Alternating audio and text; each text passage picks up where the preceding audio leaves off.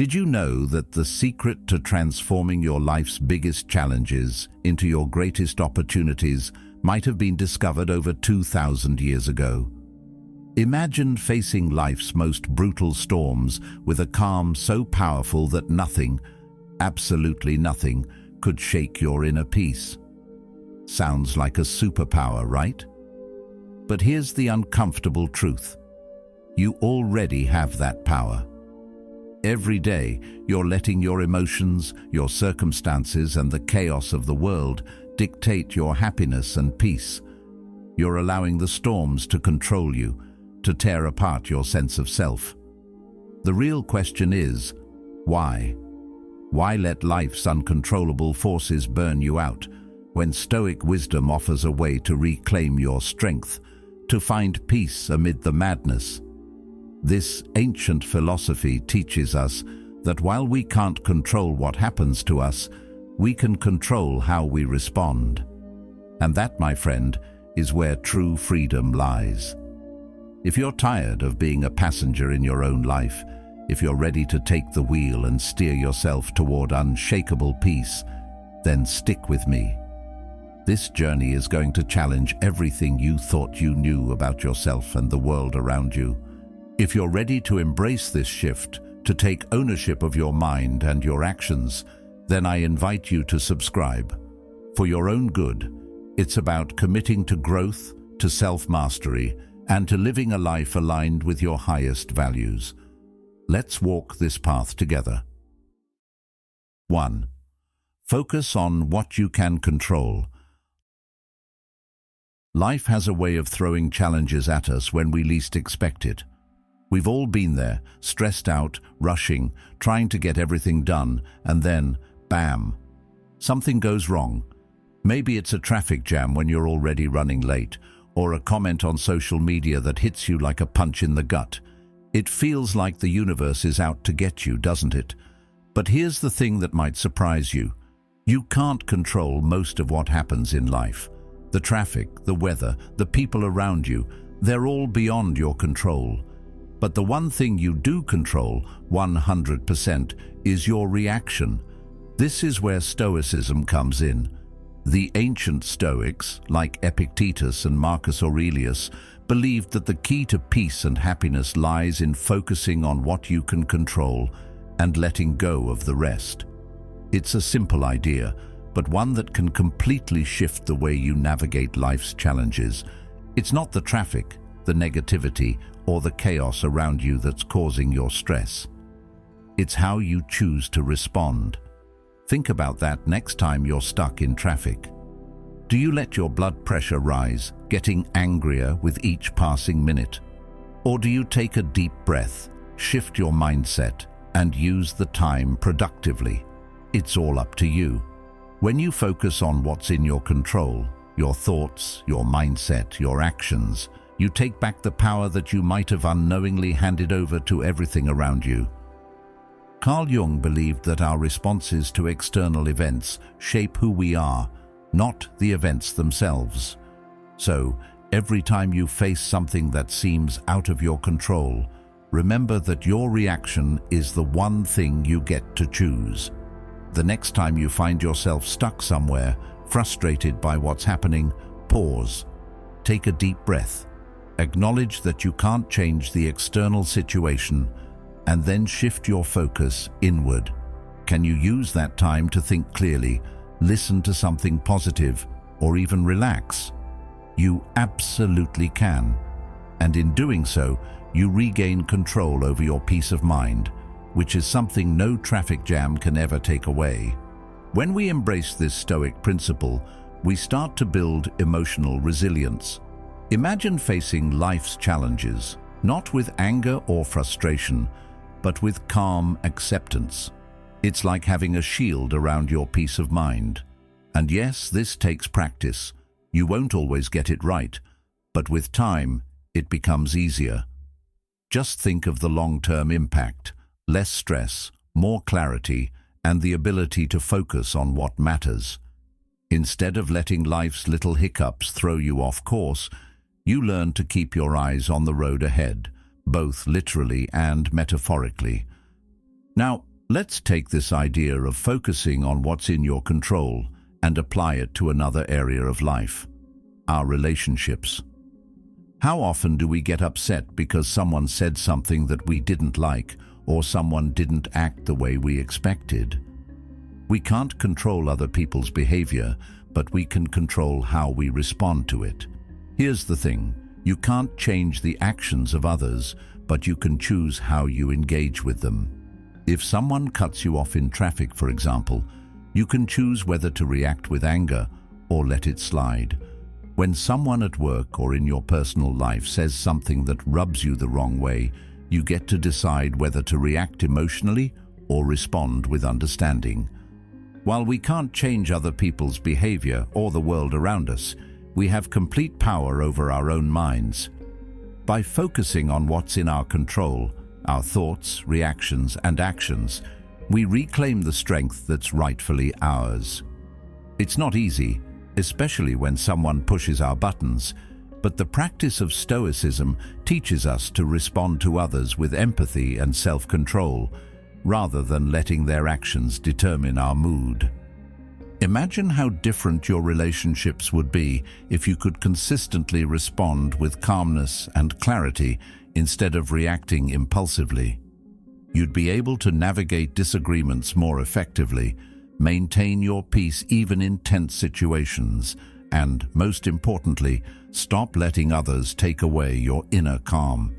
This shift doesn't just make you feel better, it strengthens your relationships by making you a more stable and thoughtful presence in the lives of others. Here's where the power of Stoicism really comes to life, in how it shapes our everyday interactions. By learning to focus on what we can control, we're also learning to become more mindful of our responses. And this isn't just some abstract, feel-good philosophy. There's a practical side to it. For instance, next time you're overwhelmed with everything on your to-do list, instead of letting it all pile up and create anxiety, take a moment to focus on the task at hand. Ask yourself, what can I control right now? What's the next step?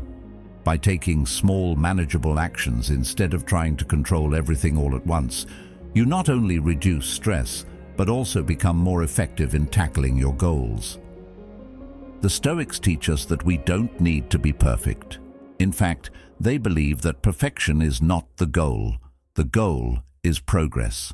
Small steps, every day, lead to big changes. It's about taking responsibility for what's in your control, doing your best, and letting go of everything else. It's the opposite of being a perfectionist. It's about realizing that some things are simply beyond your reach.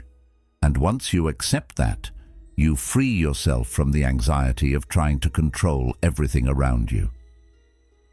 Carl Jung had an insightful take on this when he said, "Knowing your own darkness is the best method for dealing with the darknesses of other people."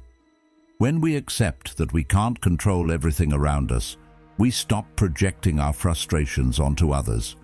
We begin to see the world for what it is, full of imperfections and uncertainties, and learn to navigate it with a sense of clarity and control.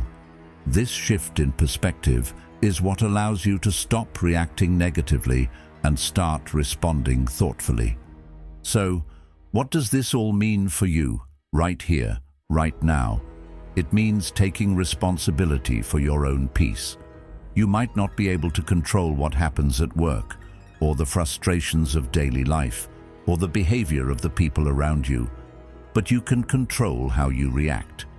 And by consistently choosing calm, mindfulness, and clarity, you create a life that is less chaotic and more centered. That's not a small thing. It's a game changer. Stoicism doesn't promise that life will be free of obstacles or frustrations. But what it does promise is that by focusing on what you can control, your thoughts, your reactions, and your mindset, you'll be able to navigate those obstacles with grace and strength.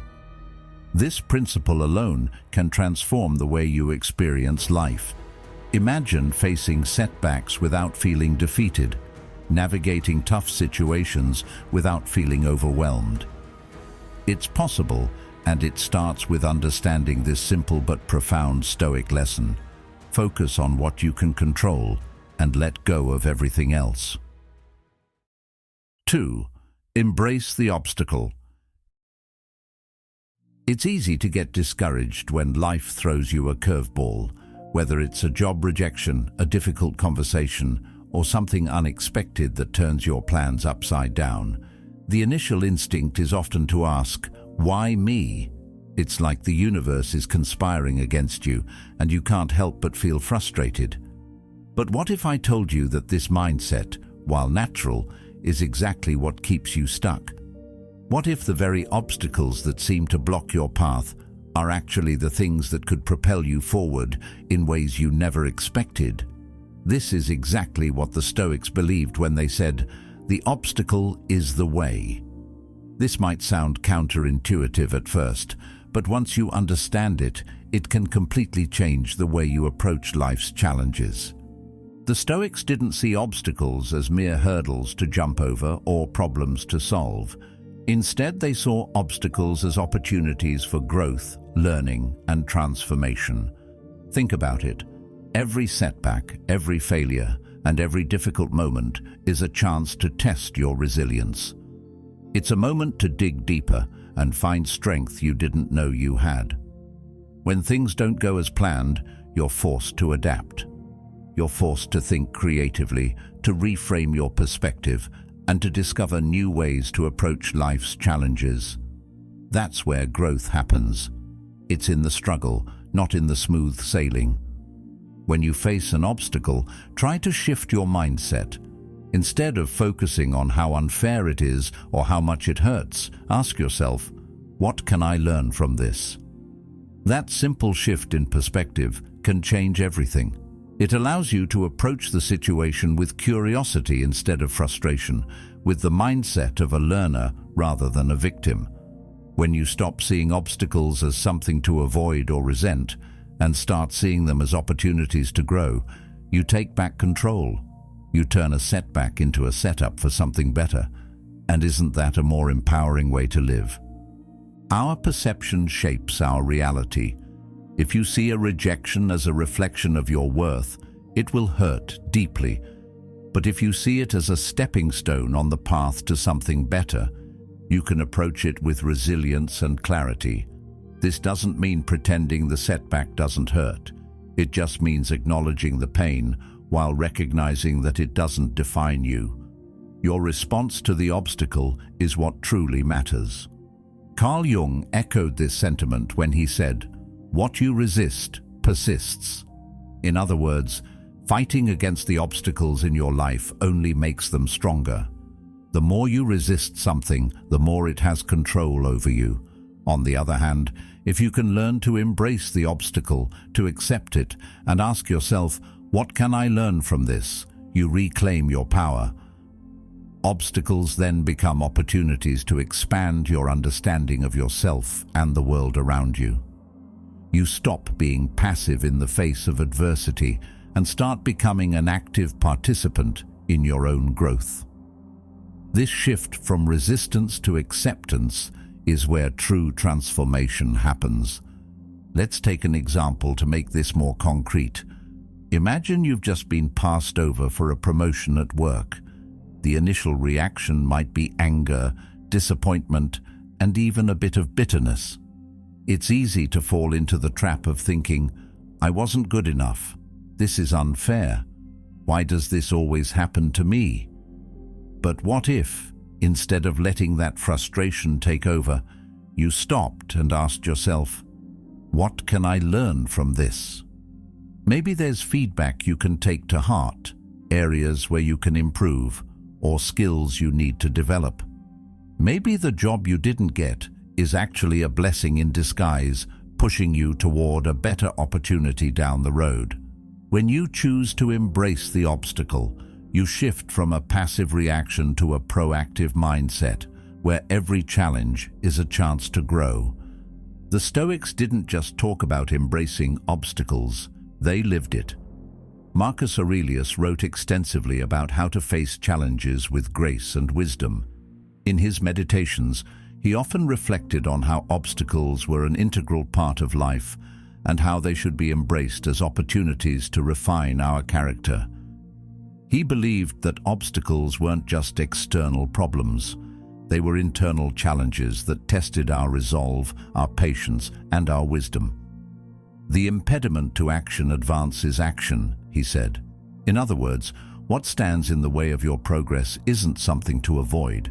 It's what pushes you to move forward, to find new paths, and to become better than you were before. This mindset isn't just about intellectual understanding. It's about putting it into practice.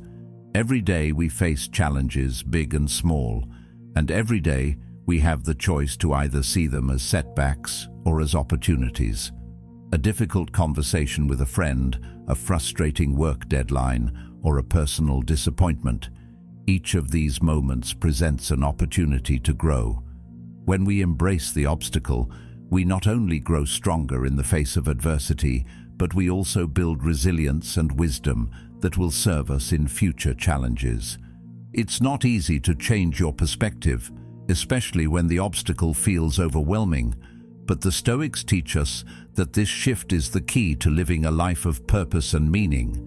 It's in overcoming the obstacles that we build the qualities that make us truly resilient: patience, courage, perseverance, and wisdom. The more we embrace obstacles, the more we see that they're not things to fear or avoid, but things to embrace. They are the raw material from which we carve our character and our destiny. Take a moment to reflect on the challenges in your own life. Are there any that you've been resisting or resenting? Are there obstacles you've been avoiding because they feel too hard, too painful, or too unfair? What if you could change your perspective and ask yourself, what can I learn from this? What if you could see every setback as an opportunity to grow, to become stronger, and to move closer to your goals? By embracing the obstacle, you shift from being at the mercy of life's circumstances to becoming an active participant in shaping your own story. One of the most powerful aspects of Stoic thought is its ability to help us see the world through a lens of acceptance, not resistance. When you accept that obstacles are a natural part of life, you stop seeing them as something to be feared and start seeing them as something to be used. They become tools for growth rather than sources of frustration, and by embracing them, you cultivate a mindset of strength and resilience that will carry you through even the toughest times. It's not just about mental toughness either. Embracing obstacles can help you emotionally too. It allows you to move through challenges with grace and without losing your sense of self. You stop being so attached to outcomes and start focusing on the process. You begin to see that the journey itself is just as valuable, if not more so, than the destination. Every obstacle you face is a part of that journey, a part of your growth. By embracing the challenge, you learn to savor the process and to find meaning in every experience, even the difficult ones. In the end, the Stoic principle of embracing the obstacle teaches us that we are never truly defeated as long as we continue to learn and grow. Life will never stop throwing challenges our way. But when we approach those challenges with the mindset of the obstacle is the way, we turn each setback into a step forward. We stop waiting for life to be easy, and instead we become stronger, wiser, and more resilient with every obstacle we face. So, the next time life throws a challenge your way, remember, it's not a roadblock, it's an opportunity to grow, to learn, and to build the life you truly want. By embracing the obstacle, you're not just surviving life's challenges, you're thriving through them. 3. Live in the present moment. Have you ever found yourself lying awake at night, thinking about everything you need to do tomorrow, or worrying about something that happened last week? It's easy to get caught up in the whirlwind of the future or the weight of the past, isn't it? We've all done it. Stress about what might happen, regret over what already has. But here's the truth. All that worrying is happening in your head, not in the present moment. And the present moment, as it turns out, is all we ever really have. The Stoics understood this better than anyone. They taught that in order to live a fulfilling life, we need to focus on the here and now. Living in the present doesn't mean ignoring the future or the past. It means acknowledging them, but not letting them control you. The future is important, of course.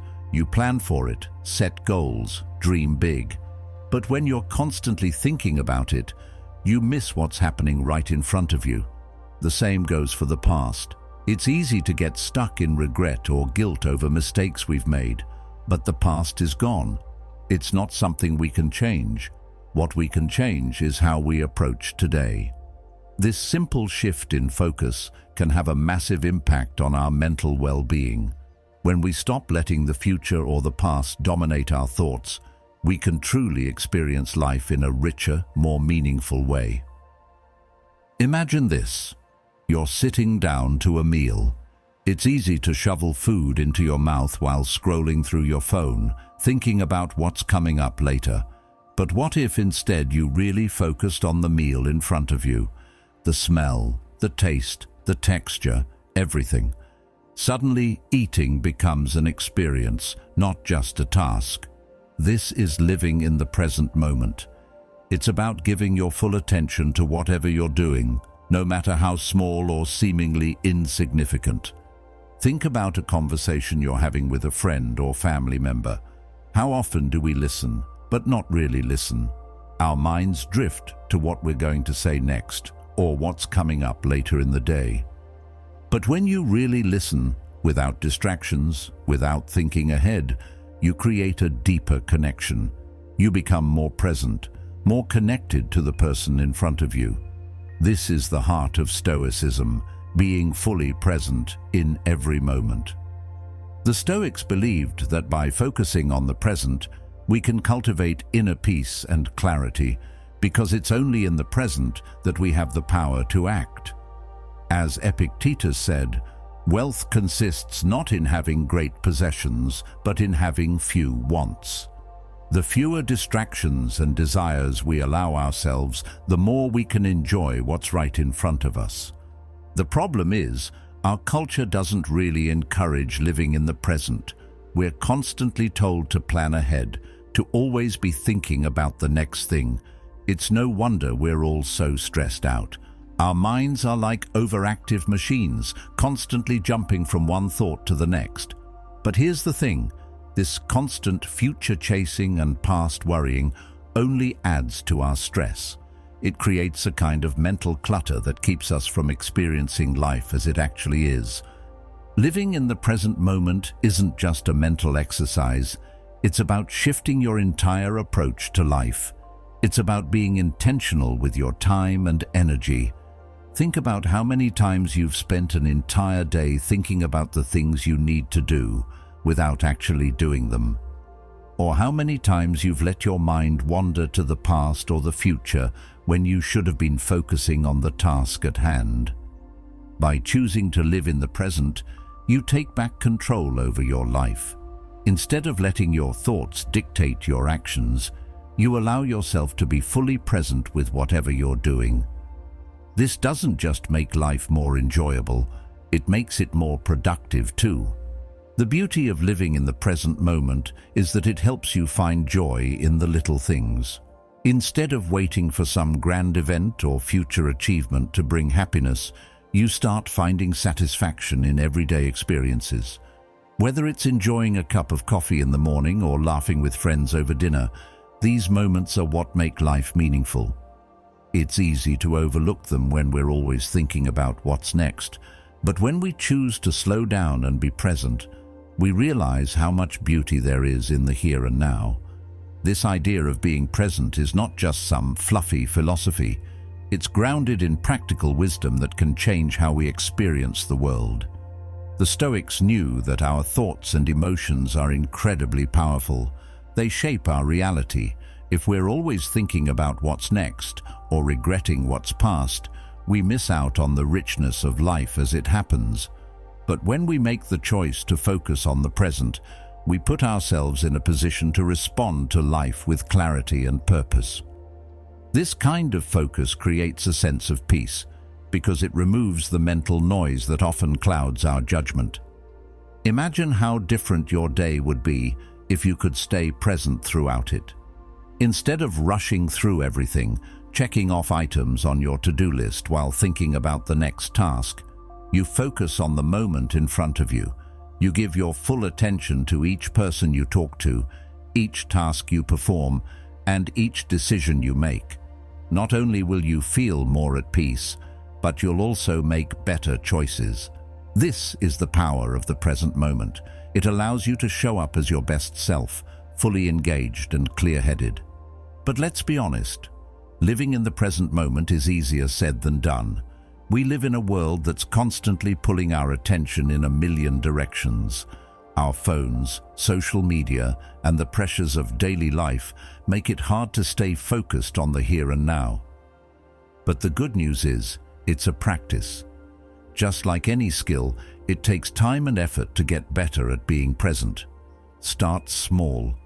Try focusing on one task at a time instead of multitasking. Take a few minutes each day to sit in silence and clear your mind. Practice mindfulness by paying attention to your breath or the sensations in your body. The more you practice, the easier it becomes to stay present in your day-to-day life. You'll also find that living in the present moment helps you manage stress more effectively. When you stop worrying about what might happen or what has already happened, you're able to face challenges with more calm and clarity. Instead of getting overwhelmed by the future or the past, you can take things one step at a time. This isn't about avoiding stress. It's about learning how to manage it by focusing on what's within your control, the present moment. Living in the present moment also allows you to make deeper connections with the people around you. When you're truly present, you listen better, you engage more fully, and you appreciate the people in your life in ways you might have missed before. Instead of thinking about what you need to do next, you can be there for the people you care about, offering them your full attention and presence. This not only strengthens your relationships, but also deepens your sense of fulfillment. In conclusion, living in the present moment isn't just a nice idea. It's a powerful practice that can change the way you experience life. By focusing on what's in front of you, rather than getting lost in the past or the future, you can find more peace, joy, and clarity in your day-to-day life. This practice allows you to fully engage with the world around you and embrace each moment as it comes. So, the next time you catch yourself worrying about what's ahead or what's behind, remind yourself to focus on the present. The present is where life happens, and it's the only moment you truly have. 4. Practice self-discipline. There's a lot of talk about self-discipline these days, isn't there? We hear it everywhere, on social media, in motivational speeches, and even in our own minds. But what does self-discipline really mean? It's often seen as this rigid, almost joyless concept, like you're some kind of robot who never gets to indulge in anything fun. We picture someone who's always sticking to a strict schedule, turning down treats and putting in hours of work without ever taking a break. But that's not what self-discipline is about. In fact, self-discipline isn't about depriving yourself of enjoyment. It's about making conscious, thoughtful choices that align with your long-term goals, not just your immediate desires. It's about choosing what's right over what's easy, even when it feels uncomfortable. The Stoics had a powerful way of thinking about self-discipline. For them, it wasn't about suppressing desires entirely. It was about learning to control them. The Stoics understood that life is filled with distractions, temptations, short-term pleasures, and instant gratifications that pull us away from what's truly important. But if we're not careful, these fleeting desires can lead us off course. The real challenge is in learning to say no to the things that derail us from our long-term goals. Whether it's skipping the gym for a Netflix binge or impulsively buying things we don't need, these small decisions add up. It's in these moments that self-discipline is tested. Think about the last time you were faced with a choice.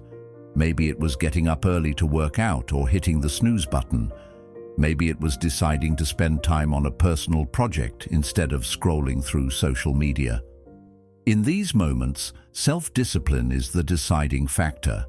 It's not about saying no to fun or pleasure. It's about making a choice that serves you in the long run, even if it feels tough in the moment.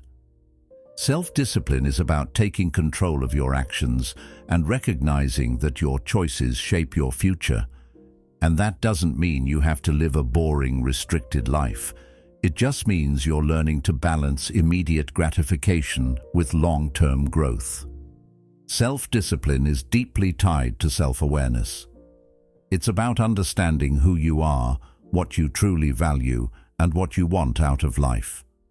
When you practice self-discipline, you're essentially saying, "I know what's good for me, even when my impulses try to steer me in a different direction." In that sense, self-discipline isn't about fighting who you are. It's about aligning your actions with your deeper values and long-term aspirations. It's about becoming the person you want to be, not just indulging in the momentary pleasures that might feel good right now, but hold you back later. It's also important to recognize that self-discipline isn't something that comes naturally to everyone. It's a skill, and like any skill, it takes practice. Real freedom comes from having control over yourself and your actions. This is where the power of self-discipline lies, in learning to direct your energy toward what matters most, instead of being swept away by the whims of momentary desires. It's about mastering your impulses, not letting them master you. And this takes time. It takes constant, small actions that add up. One of the best ways to build self-discipline is through consistency. It's not about making huge, grandiose changes all at once. It's about making small, steady improvements. Every time you choose to skip that extra snack or decide to tackle a challenging task instead of procrastinating, you're building self-discipline. And with each choice, you become stronger. Over time, these small decisions compound, creating a new habit that reinforces itself. This is how the Stoics lived. They practiced self-discipline in small, everyday actions. Whether it was practicing mindfulness, avoiding distractions, or making thoughtful decisions, their philosophy was rooted in the idea that it's the small, consistent efforts that lead to real transformation. In fact, Aristotle said, "We are what we repeatedly do." Excellence, then, is not an act, but a habit. This quote speaks directly to the heart of self-discipline. It's about the small, repeated actions that make you who you are. Excellence doesn't come from a single moment of brilliance. It comes from daily commitment, from choosing what's right over what's easy time and time again. If you want to be someone who is strong, disciplined, and successful, you have to embody those qualities every day, in every decision, no matter how small. Each act of self-discipline builds your character and reinforces your capacity for growth. Now, let's talk about how self-discipline impacts your goals. Most of us have dreams, big dreams. Whether it's starting a business, writing a book, or getting in shape, we all have something we want to achieve. But here's the thing. Dreams don't come true by simply wishing for them. They come true by taking consistent, disciplined action. The problem is, our minds are constantly pulled toward short-term pleasures.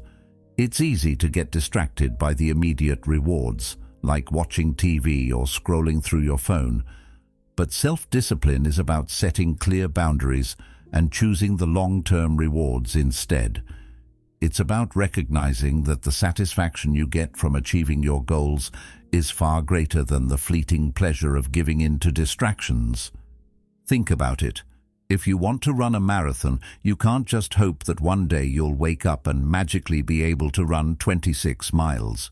It takes consistent effort, training every day, pushing through the discomfort, staying committed even when you don't feel like it. The same applies to any goal you set for yourself. Self-discipline is the driving force that keeps you on track when the going gets tough. And it's not about perfection, it's about progress. Even on the days when you don't feel like it, the act of showing up, of making that small, disciplined choice, adds up over time. Self-discipline also plays a key role in our ability to handle setbacks. Life rarely goes as planned, and obstacles will inevitably come your way. But when you practice self-discipline, you build resilience. Instead of letting challenges knock you off course, you stay focused and adapt. The Stoics were masters at this. They didn't shy away from challenges, they welcomed them. They understood that adversity was an opportunity to practice self-discipline and grow stronger. The obstacles that seem to block your progress are actually the things that help you grow and improve. When you choose to persevere, even when things get tough, you develop the self-discipline that allows you to overcome anything in your path. And it's this resilience, this ability to stick to your goals despite setbacks, that separates those who achieve their dreams from those who don't. Self-discipline is not about avoiding challenges. It's about facing them head-on and choosing to stay focused, no matter what. When you build the muscle of self-discipline, you become unstoppable. Every setback is just a step toward your ultimate goal. Every small, consistent choice adds up to big results. At the end of the day, self-discipline isn't just about saying no to distractions. It's about saying yes to the life you want to create. It's about choosing long-term fulfillment over short-term gratification. And with every act of self-discipline, no matter how small, you're moving closer to becoming the person you want to be. So, remember, self-discipline isn't about being perfect or living a joyless life. It's about making choices that align with your deepest values and long-term goals, and doing it consistently every single day. 5. Build emotional resilience. Life has a funny way of throwing us curveballs when we least expect it. One moment everything seems to be going well, and the next, you're facing a challenge that knocks you off balance. It's inevitable. We all go through tough times, whether it's personal loss, failure, conflict, or disappointment, and when it happens, it can feel like the world is caving in. You might feel anger, frustration, sadness, or fear. These emotions can be overwhelming, sometimes even crippling. But here's the thing. While we can't always control the external events in our lives, we can always control how we respond to them. This is where emotional resilience comes in. It's the ability to bounce back, to get back on your feet after life knocks you down. And the Stoics were masters of this. They understood that emotions, while natural, don't have to control us. We can feel them, acknowledge them, but ultimately we don't have to let them define us. The Stoics believed that we are not our emotions. We are not the anger we feel after an argument, nor the fear we experience when facing uncertainty. Instead, they taught that we are the ones who have control over how we react to those emotions.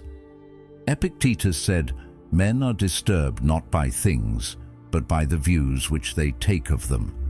This means that our emotional response to an event isn't dictated by the event itself, but by how we choose to interpret it. Imagine a tough situation. Maybe you didn't get the job you wanted, or a close friend let you down.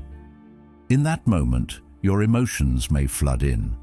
But the Stoics would ask, how are you interpreting this situation? Are you choosing to see it as an insurmountable obstacle, or as a challenge that can help you grow? Emotional resilience doesn't mean suppressing your emotions or pretending everything is fine when it's not. It's about acknowledging your feelings without letting them dictate your actions. It's natural to feel hurt or angry when life doesn't go as planned, but it's what we do next that matters.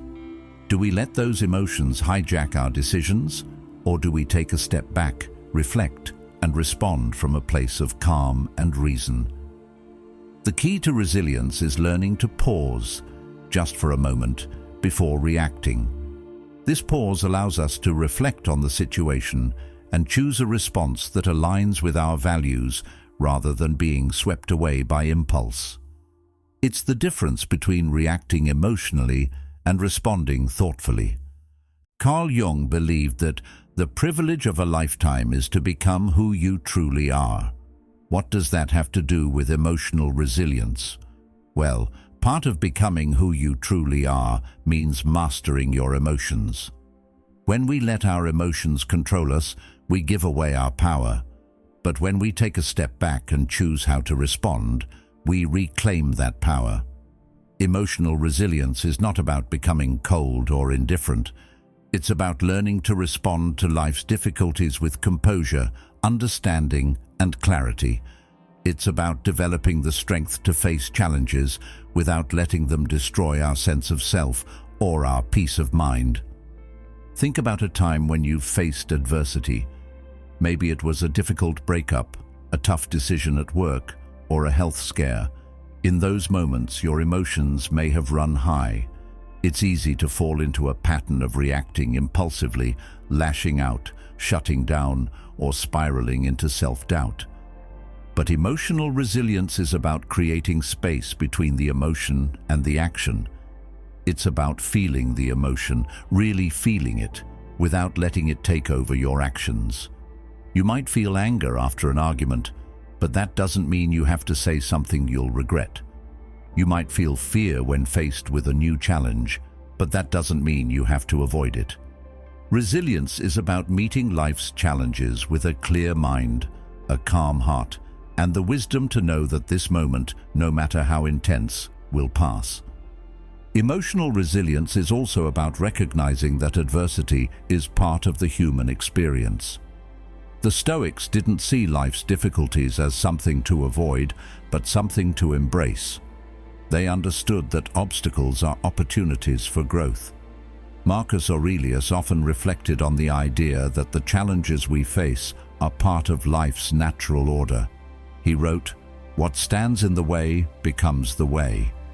This is a profound perspective.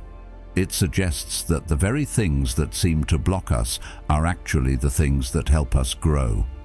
Every setback, every disappointment is an opportunity to practice resilience, to learn, and to become stronger. Instead of resenting obstacles, the Stoics encouraged us to embrace them, seeing them as a chance to practice virtues like patience, wisdom, and courage. This mindset shifts our approach to challenges from something negative to something constructive. When we face adversity, it's easy to become overwhelmed by the emotions that come with it. But the Stoic approach encourages us to see these emotions as temporary, passing storms, not permanent states of being. Instead of being defined by the emotions we feel in difficult moments, we can choose to see ourselves as bigger than the situation. It's like when you're caught in a storm. The rain and wind may be fierce, but you're not the storm. You're the person standing in it, holding steady. Emotional resilience is about holding steady, no matter how strong the storm might feel. It's about knowing that, no matter what happens, you can handle it. Another important aspect of emotional resilience is learning to be kind to ourselves when things don't go as planned. Too often, we're our harshest critics. When we fail or struggle, we beat ourselves up, as if that will somehow help the situation.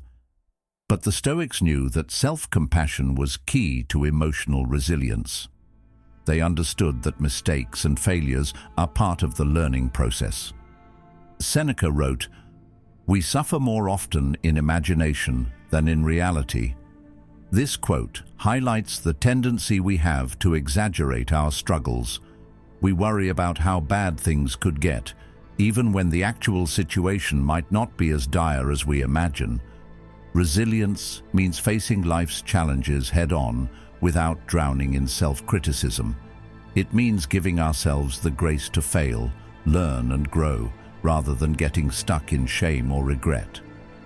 One way to build emotional resilience is by cultivating mindfulness. Mindfulness is the practice of being fully present in the moment, without judgment. When you're mindful, you're not lost in your emotions or overwhelmed by the past or future. You're simply aware of what's happening right now. And when difficult emotions arise, mindfulness allows you to observe them without getting swept away by them. You can feel the anger, sadness, or frustration, but you don't let it control you. Instead of reacting impulsively, mindfulness gives you the space to choose how to respond. This doesn't mean pushing away your emotions or pretending they don't exist. It means acknowledging them without letting them define your actions. The things we repress or ignore in ourselves, our fears, insecurities, and emotional reactions, will continue to control us unless we confront them. Emotional resilience is about becoming aware of these emotions and learning to navigate them with clarity and purpose. It's not about eliminating negative emotions, it's about understanding them and not letting them drive our decisions. Ultimately, emotional resilience is about finding balance. It's about accepting that we will face difficulties and feel intense emotions, but that we don't have to be consumed by them. It's about learning to ride the waves of life with grace, without letting the ups and downs toss us around. The Stoics didn't teach us to avoid emotions. They taught us to approach them with wisdom. They believed that we can feel deeply without being controlled by our feelings. This balance between feeling and reason is the cornerstone of emotional resilience. When life gets tough, remember, you don't have to be defined by your emotions. You can feel them, understand them, and move forward. Emotional resilience is not about being immune to pain or hardship. It's about knowing that you have the strength to overcome them, time and time again. Just like the Stoics taught us, adversity is an opportunity to grow. Embrace it, learn from it, and come out stronger on the other side. 6. Memento mori. Remember you will die. Have you ever really thought about your own mortality? Not in a fearful or depressing way, but in a way that motivates you to live more fully. We tend to live our lives as if we have all the time in the world, don't we? We procrastinate, we put things off, we take people for granted. But deep down, we know that life is fragile. We know that time is limited. So why do we keep acting as though we have endless time to get things right? This is where the Stoic practice of memento mori comes into play. It's a practice that reminds us, remember, you will die. Now I know it sounds a little morbid at first, but bear with me. When we truly embrace the idea that life is short, we stop wasting time on the trivial. We start focusing on what truly matters, and it radically changes the way we live. Memento mori isn't about living in fear or obsessing over death. In fact, quite the opposite. It's about living with intention and purpose. Marcus Aurelius often meditated on the idea of death. He wrote, "You could leave life right now. Let that determine what you do and say and think." This is a profound reminder to live each day as if it were our last. Not in a reckless, hedonistic way, but in a way that encourages us to focus on what's really important, our relationships, our health, and our happiness. By acknowledging that time is limited, we begin to make better choices, not just in how we spend our time, but in how we treat others and how we show up in the world. When you think about it, death is one of the few things in life that's certain. No one knows exactly when their time will come, but we do know that it will. And that knowledge, while sobering, can actually be empowering. It can shift your entire perspective on life. Instead of putting things off, you start asking yourself, what really matters? What are the things you want to accomplish before you run out of time? What kind of person do you want to be? What kind of legacy do you want to leave behind? When we remember that our time is finite, we stop getting caught up in the distractions and trivial concerns that so often dominate our daily lives. Instead, we focus on living in a way that aligns with our deepest values. To truly embrace the idea that life is short, we have to come to terms with who we are right now. We have to accept ourselves as we are, with all our flaws and imperfections, and live in alignment with our true selves. The Stoics believed that by reflecting on our mortality, we are forced to confront the transient nature of life, which in turn helps us live more authentically. When we remember that time is limited, we stop wasting it on things that don't matter and start living with greater purpose and intention. But let's be clear, Memento Mori isn't just about focusing on the end of life. It's about using that awareness to make the most of the present. It's a call to action. It's a reminder that we don't have time to waste. When we reflect on death, we're not supposed to become paralyzed by fear or anxiety. Instead, we're encouraged to take control of the time we do have. We become more intentional with our actions, more present with the people we love, and more focused on what we want to achieve. It's about appreciating each moment and not allowing the little things that irritate or distract us to steal our joy. The idea of memento mori also forces us to think about our relationships. Think about how much time we spend on things that don't matter, scrolling through social media, arguing over trivial issues, or getting caught up in drama. Now think about the people in your life, your family, your friends, your loved ones. How much time do you spend with them? How often do you express how much you care? Marcus Aurelius also wrote, "You are a little soul carrying around a corpse." In other words, we are not our bodies. We are the soul, the spirit. The body is just a vessel, temporary and fleeting. By remembering that our time here is short, we start to appreciate the people who matter most to us. We stop taking them for granted. We start showing up for them in a way that reflects their importance in our lives. By practicing memento mori, we're not only reminded of our own mortality, but we're also reminded to cherish the moments we have with others. It's easy to get lost in the hustle and bustle of daily life, to be consumed by work, obligations, or our personal goals. But when we remember that time is limited, we begin to prioritize the things that truly matter. We make time for the people we love. We reach out to friends and family. We let go of petty grievances and focus on building meaningful connections. Every moment with the people we care about becomes more precious when we acknowledge that we won't have forever with them. And when we live with this awareness, we become more present, more connected, and more grateful for the time we have. The practice of memento mori also leads us to a deeper sense of gratitude. The more we reflect on the brevity of life, the more we appreciate the little things, the warmth of the sun on our face, the taste of our favorite meal, the sound of a loved one's voice. These simple joys take on a new meaning when we realize how fleeting they are.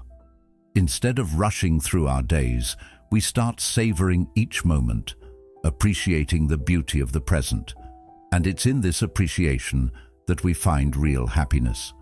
Not in the pursuit of more things, but in the enjoyment of what's right in front of us. As Seneca wisely said, "It is not that we have a short time to live, but that we waste a lot of it." When we embrace memento mori, we stop wasting time on things that don't matter. We stop holding grudges, putting off our dreams, or getting caught in the cycle of stress and anxiety. We begin to live intentionally, with an understanding that every day is a gift. This doesn't mean we need to become obsessed with death. It simply means we should be mindful of the fact that our time here is limited. And when we live with this awareness, we live more fully. We stop waiting for someday and start acting today. we take risks, we pursue our passions, and we cherish our relationships. The truth is, none of us know how much time we have. We don't know if tomorrow will come or if our loved ones will be there when we need them. That's why it's so important to live with intention and purpose, to appreciate the present moment, and to use the time we have to become the people we want to be. The practice of memento mori reminds us that death is not something to fear. It's something to embrace as a motivator to live our best lives. It's a call to stop procrastinating, stop waiting for the perfect moment, and start making the most of the time we have. When you remember that life is short, you stop sweating the small stuff. You stop getting bogged down by things that don't matter in the grand scheme of things. Instead, you focus on what truly matters: your relationships, your health, your passions, and your purpose. You start living with greater gratitude, with more presence, and with more intentionality. And in doing so, you make the most of the time you have, leaving a legacy that's defined by love, meaning, and fulfillment. The practice of memento mori is not about fearing death. It's about using the awareness of life's brevity to live more fully, to love more deeply, and to embrace every moment as a precious gift. 7. Cultivate gratitude. Gratitude isn't just a word we toss around when someone holds the door open or hands us our coffee. It's more than a polite gesture. It's a practice. And not just a practice we do once in a while, but something we can weave into our everyday lives. In fact, practicing gratitude can transform the way we experience the world. But what exactly does it mean to cultivate gratitude? It's not simply about saying thank you when things go well. It's about being aware of all the good things in our lives, both big and small, and taking a moment each day to truly appreciate them. The Stoics understood this better than anyone. They knew that true happiness isn't about acquiring more, it's about appreciating what we already have. If we stop for a moment, it's clear that gratitude is not just a nice sentiment, it's a powerful tool that can shift our mindset and help us find peace in even the most challenging times.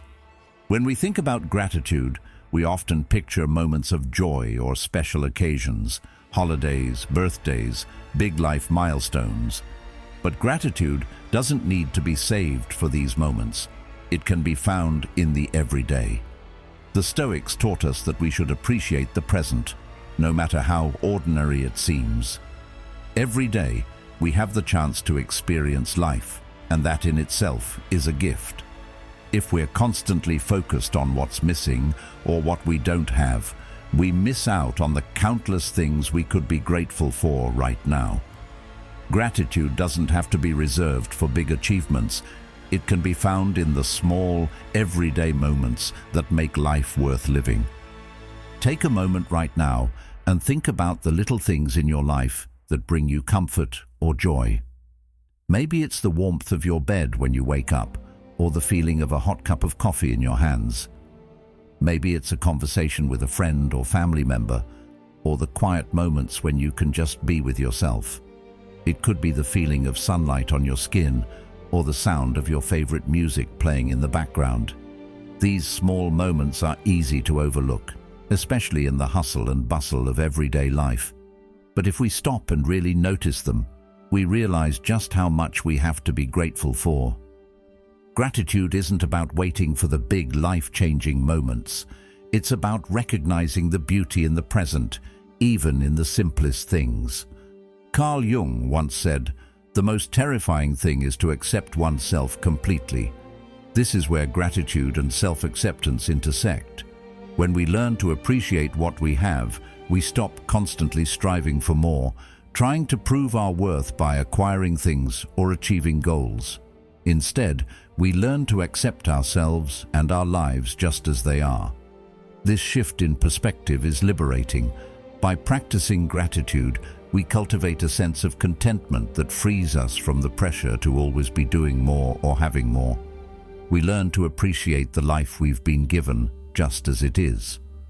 In Stoic thought, happiness doesn't come from external circumstances, wealth or success. It comes from within. The Stoics believed that by cultivating gratitude, we can find peace regardless of what's happening around us. True abundance is found in appreciating what we already have. If we are constantly seeking more things, more recognition, more achievements, we will never feel truly fulfilled. But if we learn to find joy in what we already possess, we unlock a deeper sense of happiness that doesn't depend on external circumstances. This is the essence of Stoic wisdom. True happiness is a choice, not a result of what we have, but a result of how we see and appreciate the world around us. Gratitude also has a profound effect on our relationships. When we take the time to reflect on the people in our lives, our friends, family, colleagues, or even strangers who show us kindness, we begin to notice the positive impact they have on our well-being. In the rush of daily life, it's easy to forget how much others contribute to our happiness. But when we pause and express gratitude for the people who make our lives better, we strengthen those relationships. We deepen our connection with others and create a positive, nurturing environment for ourselves. The Stoics understood that we are social creatures, and our relationships with others are essential to our well-being. When we talk about cultivating gratitude, it's important to remember that this practice isn't just about the good times. It's also about finding gratitude in the hard times. Life is full of challenges, and it's easy to fall into the trap of focusing on what's wrong, what's difficult, or what's missing.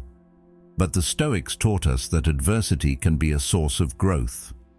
When faced with obstacles, we have an opportunity to practice resilience and to be grateful for the strength we develop in the process. Every setback, every hardship is a chance to grow, to become stronger, and to appreciate the lessons that life offers us. This doesn't mean we ignore the pain or difficulties we experience. It simply means we recognize that these experiences can teach us valuable lessons if we choose to see them that way. Gratitude also plays a significant role in our mental and emotional health. Studies in positive psychology show that people who practice gratitude regularly experience lower levels of stress and depression, and higher levels of happiness and life satisfaction. When we focus on what we are grateful for, we shift our attention away from negativity, worry, and anxiety. This doesn't mean we ignore challenges or pretend everything is perfect. It means we consciously choose to focus on the positive aspects of our lives, no matter how small they may seem. When we focus on what we have, rather than what we don't have, we begin to see the abundance around us, and that abundance nurtures our well-being. But cultivating gratitude isn't always easy, especially when life gets tough. It's easy to slip into a mindset of scarcity where we focus on what's missing or what's going wrong. But here's the truth. Gratitude is a practice, not an automatic response. It requires intentionality. It requires us to actively seek out the good in our lives, even when it feels difficult. One of the simplest ways to cultivate gratitude is to start a daily gratitude practice. Each morning or evening, take a moment to reflect on what you're thankful for. It could be something as simple as a good cup of coffee or a kind word from a friend. It could be a big accomplishment or a moment of peace. By making gratitude a daily habit, we train our minds to focus on the positive, and over time, this practice can rewire our brains to see the world through a lens of abundance. Freedom, according to Seneca, comes from cultivating virtues like gratitude, which allow us to control our reactions to life's challenges. When we choose to focus on gratitude, we take control of our emotional responses. We refuse to be swept away by negative thinking or by the external events that are beyond our control. Instead, we anchor ourselves in the present moment and in the things that truly matter. This is where true freedom lies. in the ability to choose how we respond to life, and in the power to see the world with gratitude. At the end of the day, cultivating gratitude is about more than just feeling thankful. It's about living a life that reflects that thankfulness. It's about choosing to see the good in ourselves, in others, and in the world around us. It's about appreciating what we have right now, rather than constantly longing for what we don't have. And when we practice gratitude, we transform our lives. We become more present, more connected, and more fulfilled. In the words of Epictetus, gratitude is not only the greatest of virtues, but the parent of all the others. By cultivating gratitude, we open the door to a life of greater peace, joy, and meaning. 8. Practice compassion and empathy. Have you ever considered the idea that the act of being kind to others can be a source of strength, not just for the people you help, but for yourself as well? In a world where we often feel the pressure to compete, achieve, and move forward at all costs, it's easy to forget the value of simply showing compassion to others. But when you take a step back and really think about it, compassion is more than just a feel-good emotion. It's a cornerstone of what it means to live a meaningful and virtuous life. The Stoics knew this well. They believed that a life of virtue wasn't just about personal growth or inner peace. It was about contributing positively to the world around you. Marcus Aurelius wrote, "What brings no benefit to the hive brings none to the bee." In other words, if you're not contributing to the well-being of others, you're not truly fulfilling your purpose. Compassion and empathy might not seem like qualities that immediately align with Stoic philosophy, especially when we think of Stoicism as a school of thought that emphasizes self-discipline, resilience, and inner strength. But if you look a little deeper, you'll see that the Stoics understood the interconnectedness of all people. They knew that our happiness and well-being aren't separate from the happiness and well-being of others. If we want to live a life of meaning and fulfillment, we need to engage with the world in a way that acknowledges the struggles, joys, and humanity of those around us. The Stoics weren't advocating for cold detachment from the world. They were advocating for emotional control so that we could approach others with understanding, kindness, and a sense of shared humanity. Empathy is at the core of this idea. It's the ability to put yourself in someone else's shoes, to understand their feelings, their struggles, and their perspective. And empathy is more than just understanding. It's about using that understanding to act with compassion. When you empathize with someone, you're not just acknowledging their pain or joy, you're feeling it with them and allowing that shared experience to foster a deeper connection. This kind of connection is the foundation of meaningful relationships. But becoming who we truly are isn't just about self-actualization or personal achievement. It's also about how we relate to others. True self-awareness comes when we recognize that we are all connected and that our actions have an impact on the people around us. When we practice compassion, we're not only making life better for others, but we're also improving our own emotional well-being. Have you ever noticed how good it feels to help someone else? When you lend a hand or offer a kind word, it doesn't just make their day better, it has a profound impact on you as well. This isn't just a feel-good notion, it's supported by psychology. Studies in positive psychology show that acts of kindness and compassion can actually boost our own happiness and sense of purpose. When we help others, we activate areas of the brain associated with pleasure and reward. In a sense, when you show compassion, you're not only making the world a better place for others, you're also enriching your own life in the process. But compassion isn't just about grand gestures or big acts of kindness. It's about the small, everyday actions that build stronger connections with others. It's about taking the time to listen without judgment, to really hear what someone is saying and to show up for them when they need support. Think about the last time someone really listened to you. How did it feel? Maybe you were going through a tough time and someone took the time to just listen without interrupting or offering advice. There's a certain power in simply being present for someone else, in giving them the space to express themselves and feel heard. This kind of empathy, listening without judgment or expectation, builds trust and strengthens relationships. And this isn't just about helping others during the big moments. Compassion also shows up in the small, everyday moments. It's about being kind to the cashier at the store, offering a smile to a stranger, or checking in on a friend who might be having a rough day.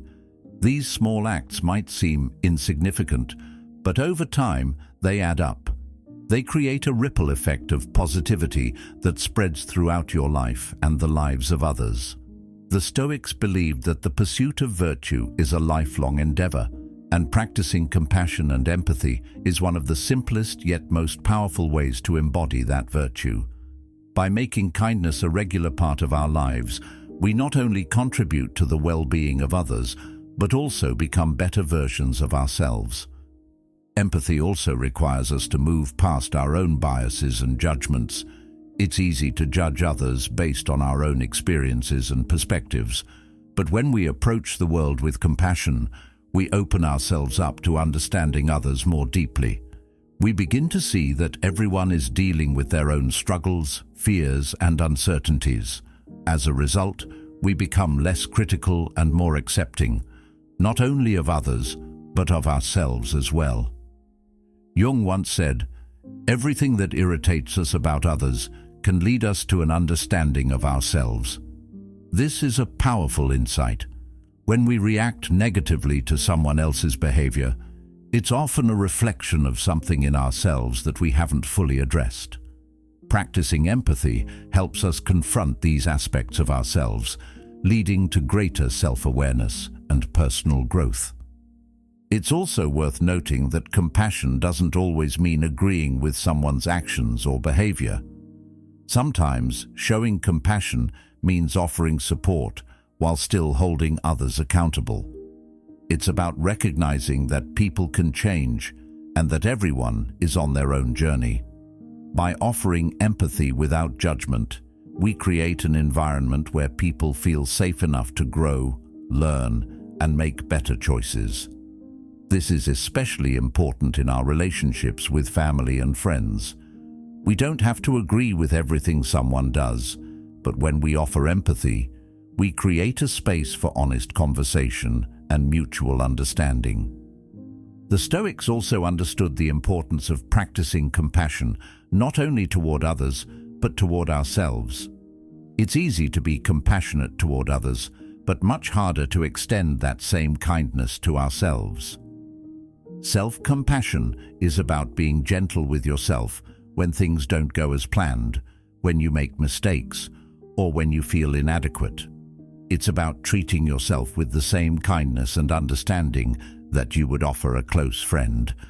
When you practice self-compassion, you stop beating yourself up over things that are beyond your control and instead focus on what you can do right now to improve the situation.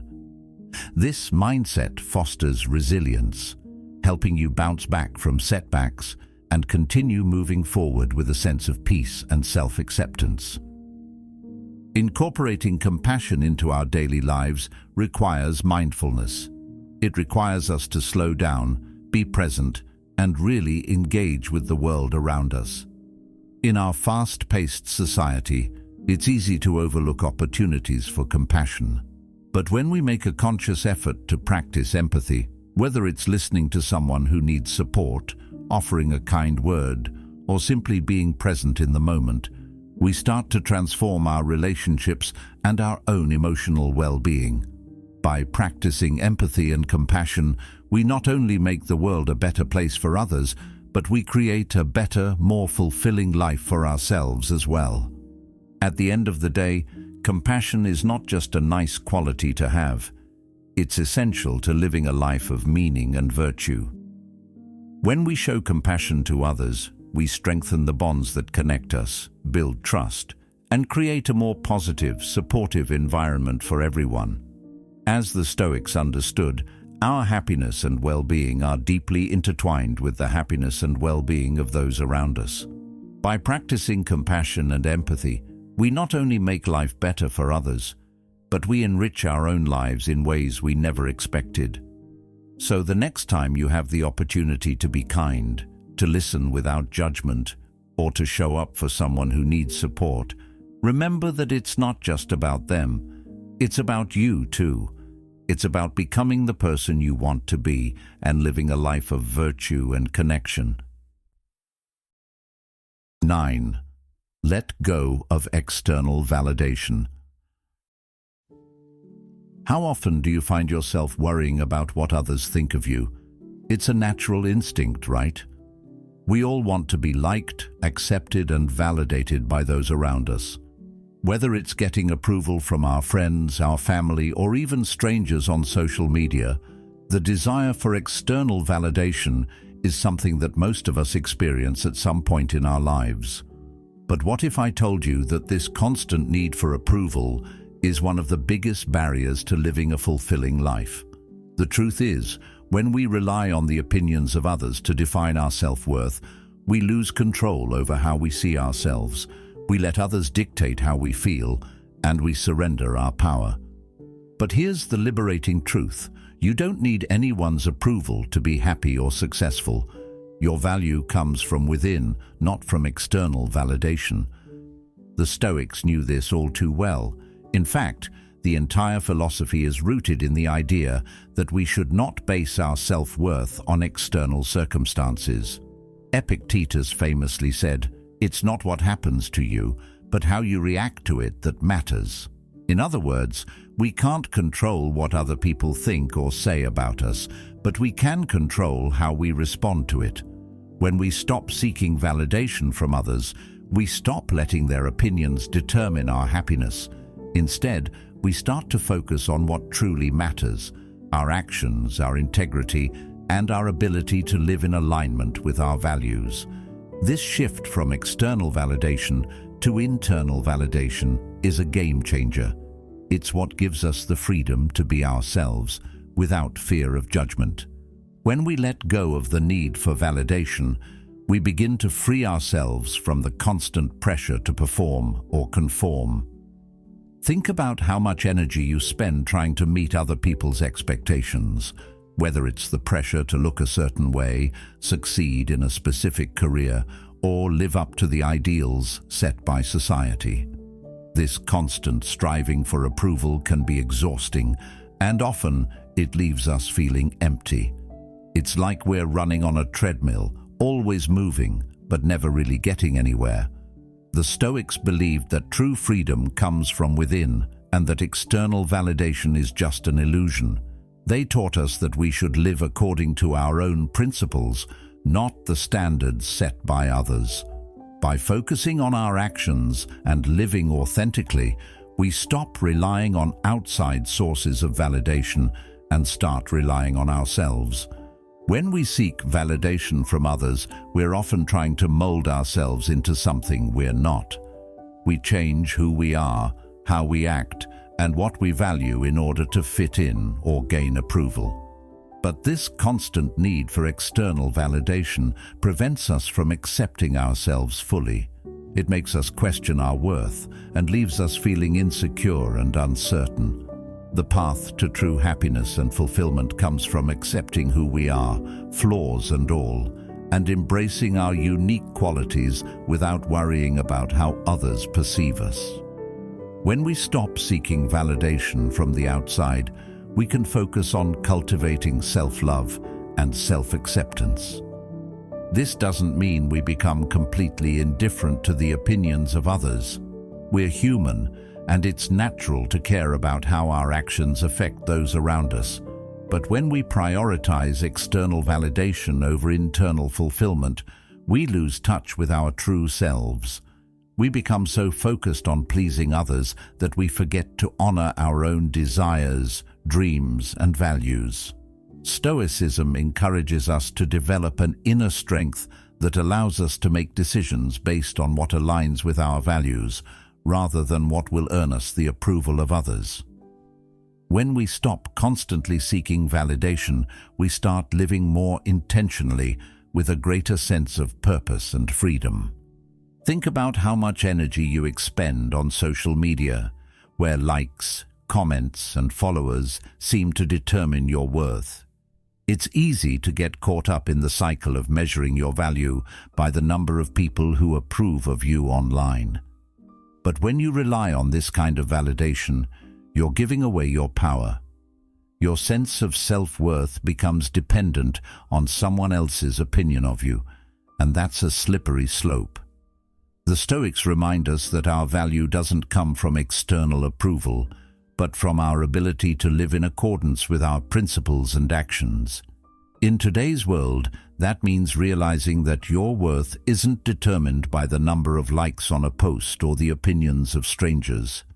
It's determined by your integrity, your ability to live authentically, and your commitment to your values.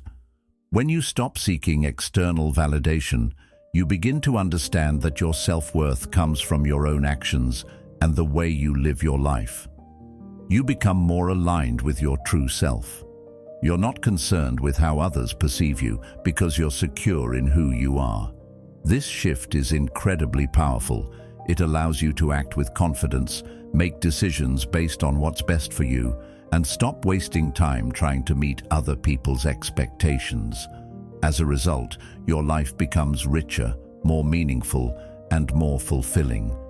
You begin to experience true freedom because you're no longer dependent on external factors to determine how you feel about yourself. The irony is, the more we let go of the need for validation, the more genuine and authentic connections we create with others. When we're constantly seeking approval, we tend to wear masks. We present an image of ourselves that we think others will like, rather than showing up as our true selves. But when we stop caring about validation, we can finally drop the act. We can show up as who we really are, and that's when we attract the kind of people who appreciate us for who we truly are. The connections we build from this place of authenticity are deeper, more meaningful, and more lasting because they are based on mutual respect and acceptance. Letting go of external validation also allows us to experience life with less stress. Think about the last time you worried about what someone else thought of you. Maybe it was before a big presentation at work or when meeting someone new. That anxiety is draining, isn't it? When we're constantly worrying about how others perceive us, it pulls us out of the present moment and keeps us focused on things that are beyond our control. By releasing the need for external validation, we can finally relax and be present. We can focus on what we're doing, not on how we're being perceived. This sense of ease is incredibly freeing. It allows us to enjoy life without constantly second-guessing ourselves. The power of letting go of external validation also lies in the ability to make choices that align with our values. When we seek approval from others, we tend to make decisions that are driven by the desire for acceptance. We might take a job we don't really want, stay in a relationship that isn't fulfilling, or pretend to like something just because it's popular. But when we stop relying on external validation, we can finally make decisions that reflect who we are and what we truly want. Our actions become aligned with our deeper values, and we begin to live with greater purpose. So, what does it really mean to stop caring about what others think? It means finding peace within yourself, releasing the need for approval, and living in alignment with your own values. It means taking responsibility for your own happiness and not relying on anyone else to define your worth. The Stoics understood that true freedom comes from within. When we let go of external validation, we take back the power to live authentically, with integrity and purpose. And in doing so, we create a life that is more meaningful, more connected, and ultimately more fulfilling. 10. Accept change. Life is full of surprises, isn't it? One moment, everything feels steady and predictable, and the next, something changes. Unexpectedly, sometimes painfully, but always in a way that shakes things up. Change can be uncomfortable, unsettling, and downright scary. It's human nature to resist it. We want things to stay the same because the familiar feels safe. But here's a truth that the Stoics understood well. Change is inevitable. It's a constant force that shapes our lives, whether we're ready for it or not. And while it's natural to feel some resistance, the Stoics believed that the key to peace and growth lies in how we respond to change. Rather than fighting it, they taught us to embrace it as part of the natural flow of life.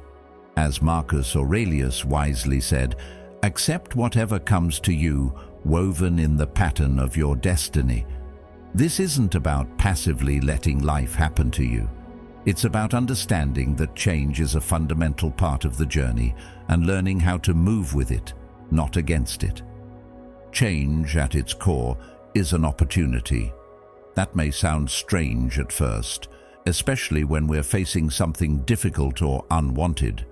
But every change, whether big or small, carries the potential for growth. Think about it. How many times have you been thrown out of your comfort zone only to look back and realize that the change was exactly what you needed to grow? Maybe it was a new job that challenged you in ways you didn't expect, or a relationship that pushed you to be a better version of yourself.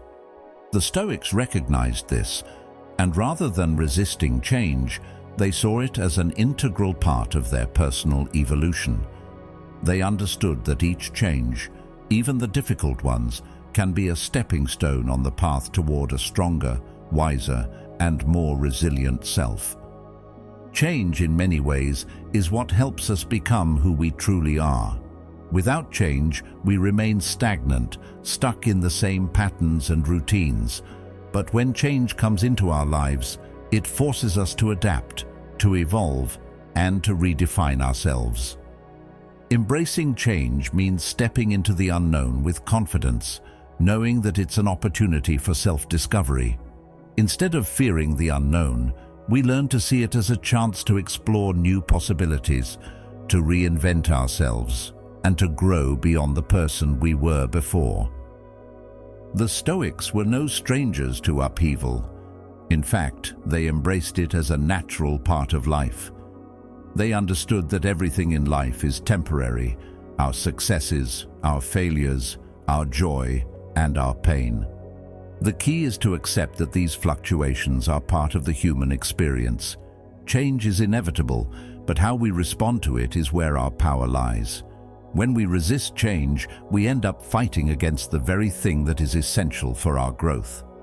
But when we embrace it, we give ourselves the freedom to move forward with clarity and purpose. In today's world, it's easy to feel overwhelmed by change. The pace of life seems to be accelerating, with new technologies, shifting social norms, and constant disruptions. It can feel like there's no stability, no certainty. But here's the thing: the Stoics didn't see change as something to be feared or avoided. They saw it as an opportunity to practice resilience and to focus on what they could control, their own responses and actions. When we let go of the need for everything to stay the same, we free ourselves to embrace the opportunities that change brings. Now, embracing change doesn't mean we have to like it or that we won't feel discomfort. It's natural to feel a sense of loss when something familiar is taken away. It's okay to grieve the end of a chapter, whether it's the loss of a job, the end of a relationship, or a major life transition. But here's the thing: the Stoics didn't shy away from discomfort. They leaned into it. They believed that adversity, hardship, and change are all part of what makes us stronger. Instead of resisting the discomfort, they embraced it as a chance to practice virtue and build character. When we resist change, we end up creating more stress and frustration for ourselves. We fight against the current of life, trying to swim upstream, and that only drains our energy. But when we learn to go with the flow, when we accept that change is a part of life, we start to feel more at ease. Life becomes less about struggling against what we can't control, and more about navigating the changes that come our way. In this sense, accepting change is a form of self-care. It's about letting go of the constant need for certainty and embracing the unknown with confidence and trust in our ability to handle whatever comes our way. It's also important to recognize that change can bring about new opportunities. Often, we resist change because we're afraid of what might happen next. The unknown can feel like a threat, especially when we're comfortable in our current situation. But think about the times in your life when you've stepped out of your comfort zone. Maybe you took on a new challenge, moved to a new place, or started a new project. While it may have been scary at first, those moments of change often lead to personal growth, new experiences, and even unexpected rewards. The Stoics understood this. They believed that when we accept change, we open ourselves up to new possibilities and allow ourselves to grow in ways we never thought possible. Jung also spoke about the idea of embracing the unknown in his work, saying, "One does not become enlightened by imagining figures of light, but by making the darkness conscious." In other words, true growth doesn't come from avoiding discomfort or change. It comes from facing it head-on, acknowledging it, and using it as a tool for self-improvement. When we accept change, we face the uncertainty of life with courage and clarity, and we allow ourselves to evolve into the person we're meant to become. Change forces us to confront the unknown, to challenge ourselves, and to grow beyond our current limitations. The Stoics believed that this process, though difficult, is essential for our personal development. So, how can we begin to embrace change in our own lives? It starts with shifting our perspective. Instead of seeing change as a threat, we can start viewing it as an opportunity for growth. When something changes, whether it's a new job, a new relationship, or a new chapter in our lives, we can ask ourselves, what can I learn from this? How can I use this change to grow and become better? This shift in mindset allows us to approach change with curiosity instead of fear. It helps us see the value in the challenges and opportunities that change brings. The truth is, change is going to happen whether we like it or not. It's part of life.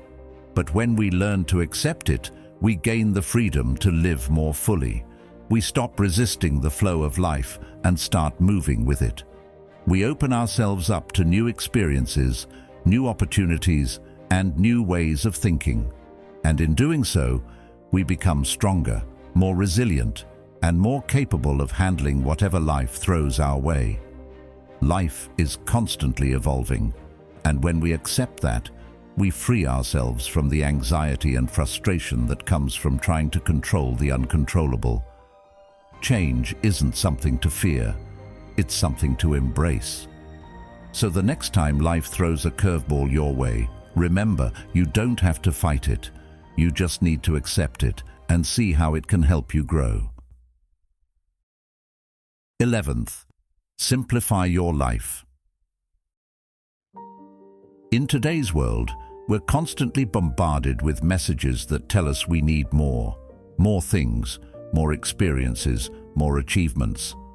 The culture of excess is everywhere, from the endless advertisements to the social media posts that highlight the highlight reels of everyone's lives.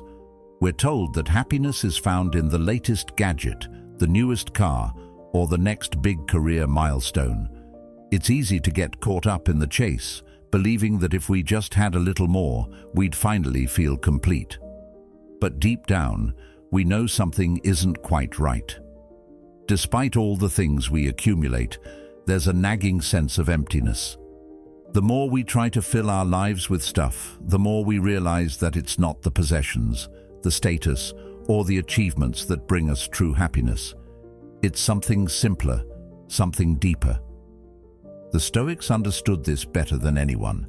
They recognized that our desires for material things, fame, and recognition often lead to stress, distraction, and dissatisfaction. Instead of encouraging us to seek more, they advocated for less. Less clutter, less noise, less distraction. Simplicity, they believed, was the path to freedom. When we strip away the unnecessary, we make room for what truly matters: our relationships, our well-being, and our sense of purpose.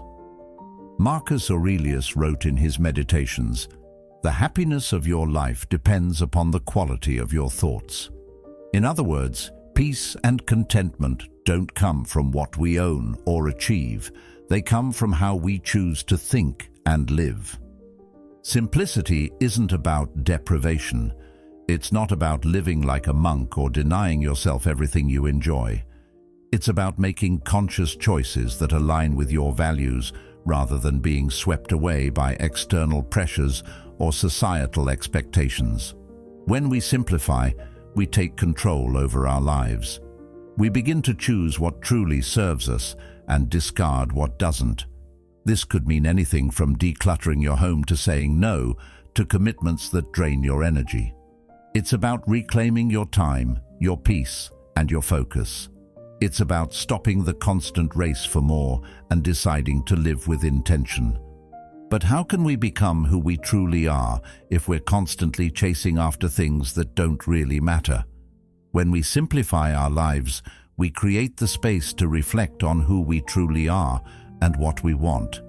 It's only by shedding the distractions and excesses that we can start to live authentically. The more we focus on what's essential, the clearer our path becomes. We stop trying to live up to others' expectations and start living in a way that reflects our true values and desires. In this way, simplicity becomes not just a lifestyle choice, but a form of self-actualization. Think about it. How much of your time, energy, and attention is spent on things that don't add real value to your life? Perhaps it's the pile of unnecessary possessions collecting dust, or the social media notifications that pull you out of the present moment. Maybe it's the pressure to keep up with people's expectations, whether it's the latest fashion trends, career accomplishments, or social status. We fill our lives with these distractions, thinking they'll bring us fulfillment, but in reality, they often do the opposite. They take us away from the things that matter most, like our personal growth, our relationships, and our inner peace. The Stoics weren't anti-material. They understood that material things can serve a purpose in our lives, but they didn't define us. True wealth lies not in the number of things we own, but in our ability to appreciate and make the most of what we already have. The more we simplify our lives, the less we rely on external things to give us a sense of worth or satisfaction. We learn to find joy in the present moment and in the simple things, like spending time with loved ones, enjoying a good book, or taking a walk in nature. Simplifying your life also means learning to say no. In our modern world, we often find ourselves overcommitted, stretched thin, and stressed out. We say yes to things that don't align with our values or our well-being because we feel obligated or because we don't want to disappoint others. But the Stoics taught us that our time is one of our most precious resources and we should use it wisely. We can also simplify our relationships. It's easy to get caught up in the whirlwind of social media, trying to keep up with everyone's lives and maintain superficial connections. But the Stoics believed that true friendship is based on virtue and shared values, not on popularity or surface-level interactions. Associate with people who are likely to improve you, said Epictetus. By simplifying our relationships, we can focus on the people who truly add value to our lives, those who inspire us, challenge us, and support us in becoming our best selves. We don't need 100 friends. We need a few meaningful connections that nurture our growth and well-being. When we remove the distractions of shallow relationships, we create the space for deeper, more fulfilling connections. When we talk about simplifying our lives, it also means simplifying our thoughts. How many times do we find ourselves caught in negative thought patterns, worrying about things that are out of our control? The Stoics understood that our thoughts shape our reality. By simplifying our mental landscape, we can quiet the noise and focus on what's truly important. Marcus Aurelius encouraged us to focus on the present moment and not be overwhelmed by past regrets or future anxieties. By training our minds to focus on what we can control and letting go of the things that don't serve us, we simplify our inner world. This mental clarity is a key part of living a peaceful and fulfilled life. Jung also touched on the importance of simplicity when he said, "The more a man knows, the more he realizes he doesn't know." This humility and willingness to let go of unnecessary complexities allows us to live with greater clarity. It's about embracing the idea that we don't need to know everything. We don't need to have everything figured out, and we don't need to constantly prove ourselves. Simplicity, in this sense, is not about ignorance or avoidance. It's about acceptance. It's about accepting that we don't need to complicate our lives with things, thoughts, or relationships that drain us. Instead, we can embrace simplicity as a path to deeper understanding, self-awareness, and peace. When you simplify your life, you open up more room for what truly brings you joy. You create space for your passions, your dreams, and your purpose. You stop chasing after things that don't matter and start living a life that's aligned with who you really are. Whether it's decluttering your home, saying no to unnecessary commitments, or focusing on the relationships that nourish you, simplifying your life leads to greater freedom. The Stoics were masters of this concept, teaching us that true happiness doesn't come from accumulating more. It comes from learning to live with less. When you simplify, you make room for the things that truly matter, and in doing so, you create a life that's rich in meaning, purpose, and peace. 12th, practice mindfulness. Have you ever felt like your mind is a whirlwind, racing from one thought to the next without any control? It can be exhausting, right? We're constantly being pulled in different directions, and it often feels like we're reacting to the world around us instead of choosing how we respond. This kind of mental chaos is something we've all experienced, but here's the thing. It doesn't have to be that way. What if you could learn to slow down, take a step back, and become more aware of what's happening in your mind without getting swept away by it? That's where mindfulness comes in. And believe it or not, this practice of being present and fully engaged in the moment isn't just a modern trend, it's something the Stoics knew well and practiced themselves. Mindfulness, at its core, is about being aware of your thoughts, feelings, and actions in the present moment, without judgment. It's the simple act of observing what's going on inside you, your emotions, your thoughts, your body, and accepting it for what it is, without trying to change or fix anything right away. The Stoics understood this idea deeply. They didn't call it mindfulness, but their teachings are rooted in this very practice. For them, being mindful wasn't just about quieting the mind or seeking inner peace for the sake of relaxation. It was about gaining control over our reactions to the world around us. The Stoics knew that we can't always control the events that happen in our lives, but we can control how we respond to them, and mindfulness is one of the most effective tools we have for doing just that. When we take a moment to observe our thoughts and feelings, we create space between the stimulus and our reaction. Instead of automatically reacting to stress, frustration, or anger, we become aware of these emotions as they arise. This gives us the power to choose how we respond, rather than being carried away by automatic, often unhealthy reactions. This is the foundation of Stoic practice, learning to master our internal state, regardless of what's happening on the outside. Think about the last time you felt overwhelmed.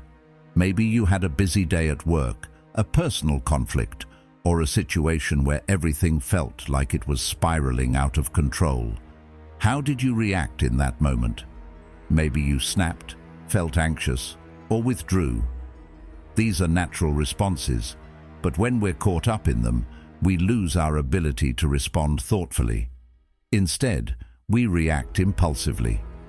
Mindfulness offers a different path. Instead of immediately reacting, mindfulness asks us to pause, breathe, and simply observe. What are you feeling? What thoughts are running through your head? Just the act of noticing can help us gain some distance from the intensity of the moment. This simple practice can give us the clarity to make better decisions and respond in a way that aligns with our values rather than our impulses.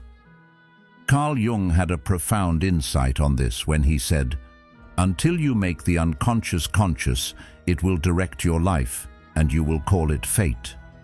Jung's words remind us that many of our reactions and behaviors are unconscious, driven by past experiences, fears, and unresolved emotions. The beauty of mindfulness is that it allows us to bring these unconscious patterns into the light of our awareness. When we take a moment to observe our thoughts and emotions without judgment, we can begin to recognize these unconscious influences. And when we see them for what they are, we can begin to change how we respond to them. The Stoics didn't shy away from difficult emotions. They didn't teach us to suppress anger, fear, or sadness. Instead, they taught us to observe and understand these emotions so we could decide how to act in response. Epictetus taught that it's not what happens to us that matters, but how we react to it. He said, "It's not things themselves that disturb us, but our opinions about them." This is a powerful statement. The events in our lives are neutral. They don't have intrinsic meaning. The meaning we assign to them comes from our thoughts and interpretations. By practicing mindfulness, we become aware of these interpretations, and we gain the ability to shift our perspective rather than being controlled by it. A simple practice you can start with is to take a few deep breaths when you're feeling stressed or overwhelmed. Close your eyes for a moment and just focus on your breathing. Notice the rise and fall of your chest, the sensation of air entering and leaving your body. As you breathe, allow yourself to observe the thoughts that come and go. Don't try to change them or judge them, just let them be. This practice grounds you in the present moment and allows you to gain perspective. It's a small but powerful tool that can help you regain control when life feels chaotic. This simple act of mindfulness can change the way you approach life. It helps you respond rather than react. One of the core tenets of Stoicism is the idea of controlling what is within our power and accepting what is not. Mindfulness is a direct way to practice this principle. When we're mindful, we learn to focus on what we can control, our thoughts, emotions, and actions, while accepting that we can't control everything else. Life will continue to throw challenges our way, but when we approach these challenges with mindfulness, we respond with clarity and calm instead of being swept away by fear, anger, or frustration. This practice helps us build resilience and inner strength, allowing us to face life's difficulties with more grace and composure. Mindfulness also helps us develop a deeper sense of gratitude. When we're caught up in the rush of daily life, it's easy to overlook the simple pleasures and moments of beauty that surround us. But when we slow down and become present, we begin to notice these things more clearly. We see the small victories, the moments of connection, and the little joys that often go unnoticed. This kind of awareness cultivates a sense of gratitude for the present moment, rather than constantly striving for more or looking for happiness in the future. The Stoics taught us that happiness doesn't come from external circumstances. It comes from our ability to appreciate and make the most of what we already have. So what can mindfulness really do for you? It can help you manage stress, make better decisions, and live with more purpose and clarity. It can help you become more aware of your thoughts and emotions, giving you the power to choose how you respond to life's challenges. It can improve your relationships by allowing you to be more present and attentive to the people around you. Most importantly, mindfulness can help you cultivate inner peace and resilience, which are the true foundations of happiness. The beauty of mindfulness is that it's a simple practice that anyone can start, no matter where they are in life. You don't need special equipment or years of training. All you need is the willingness to pause, to observe, and to be present. The more you practice mindfulness, the more natural it becomes. It becomes a part of how you approach the world, a tool you can use anytime you feel overwhelmed or disconnected. It helps you navigate the ups and downs of life with more composure and clarity.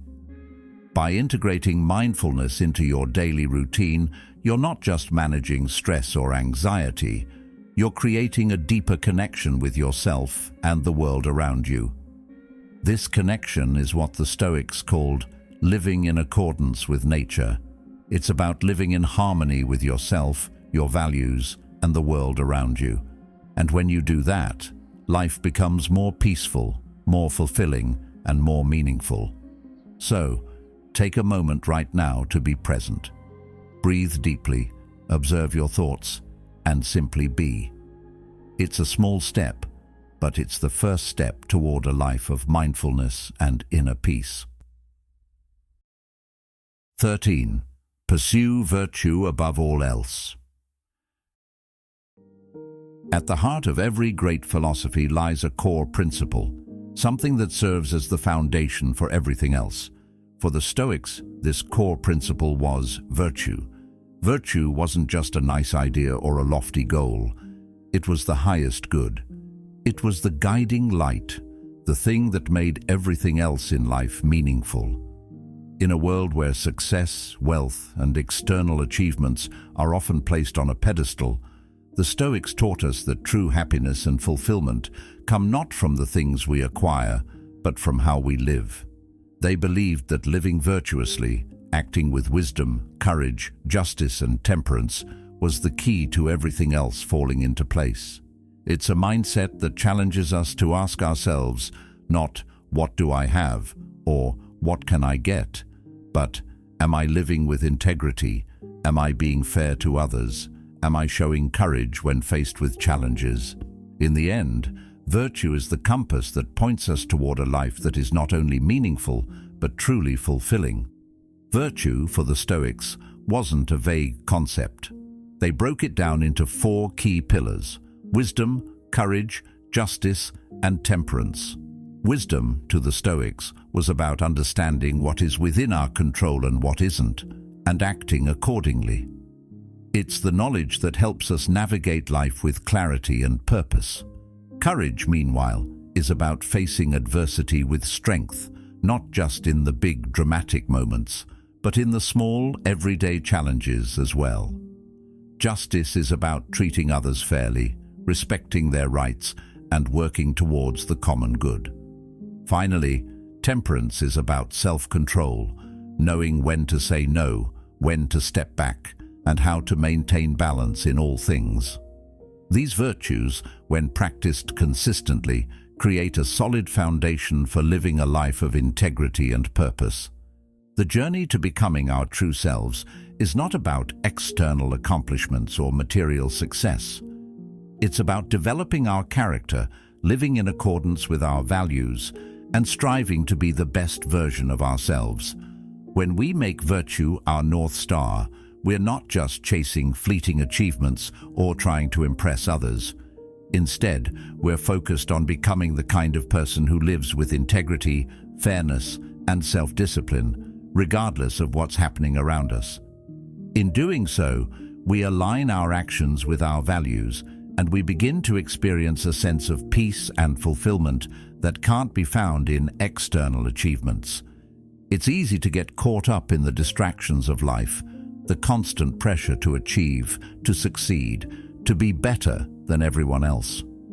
We live in a society that often measures success by how much we have or what we can acquire. But the Stoics remind us that these things are external, temporary, and ultimately, they don't provide lasting happiness. True contentment, they believed, comes from within. When we focus on virtue, we shift our attention away from external rewards and begin to focus on what's truly important: our character, our integrity, and our relationships with others. This shift can be incredibly liberating. It frees us from the need for external validation and allows us to live according to our own standards. And paradoxically, when we focus on becoming the best version of ourselves, everything else, success, happiness, fulfillment, begins to fall into place. Living virtuously also means facing life's challenges with resilience and grace. We all face adversity at some point in our lives, whether it's a personal loss, a setback at work, or a difficult relationship. It's during these times that our true character is tested. The Stoics believed that it's not the challenges we face that define us, but how we respond to them. Are we able to stay calm in the face of adversity? Do we act with integrity, even when it's difficult? Are we courageous enough to face our fears and push forward, even when the odds seem stacked against us? These are the moments when our virtue is put to the test. And while it's not always easy, the Stoics teach us that it's during these moments that we have the greatest opportunity for growth. One of the core ideas of Stoicism is that we can't control external events, but we can control how we respond to them. This idea is grounded in wisdom, the understanding that we can't control everything, but we can choose how we react. This doesn't mean we should passively accept everything that happens to us. Instead, it means that we should approach each situation with a calm and clear mind, considering what we can do to respond with virtue. As Epictetus said, we cannot choose our external circumstances, but we can always choose how we respond to them. This is the essence of Stoic wisdom. By focusing on our reactions, we take control of our lives, regardless of what happens around us.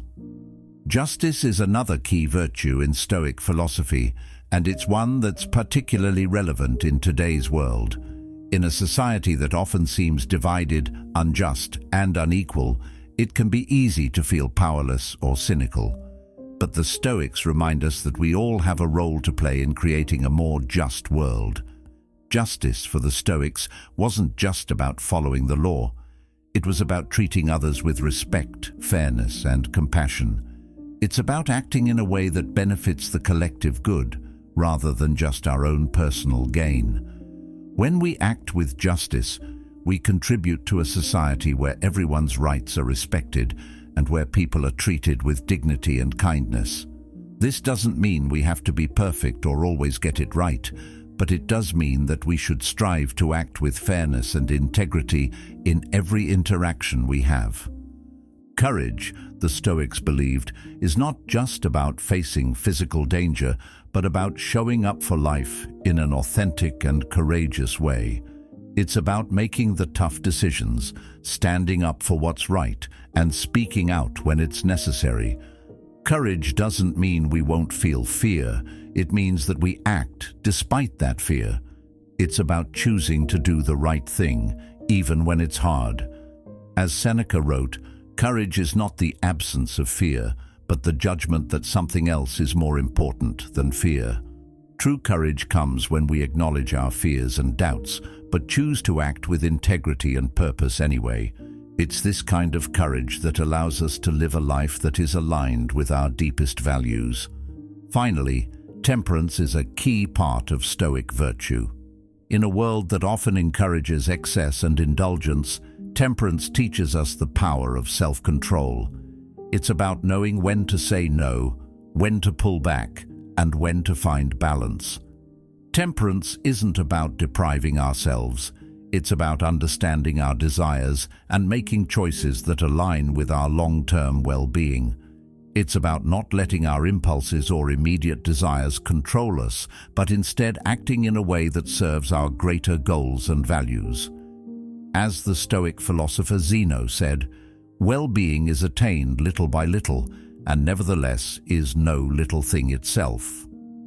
Temperance is about practicing moderation in all things, and recognizing that true happiness doesn't come from indulging every desire, but from finding balance and peace within ourselves.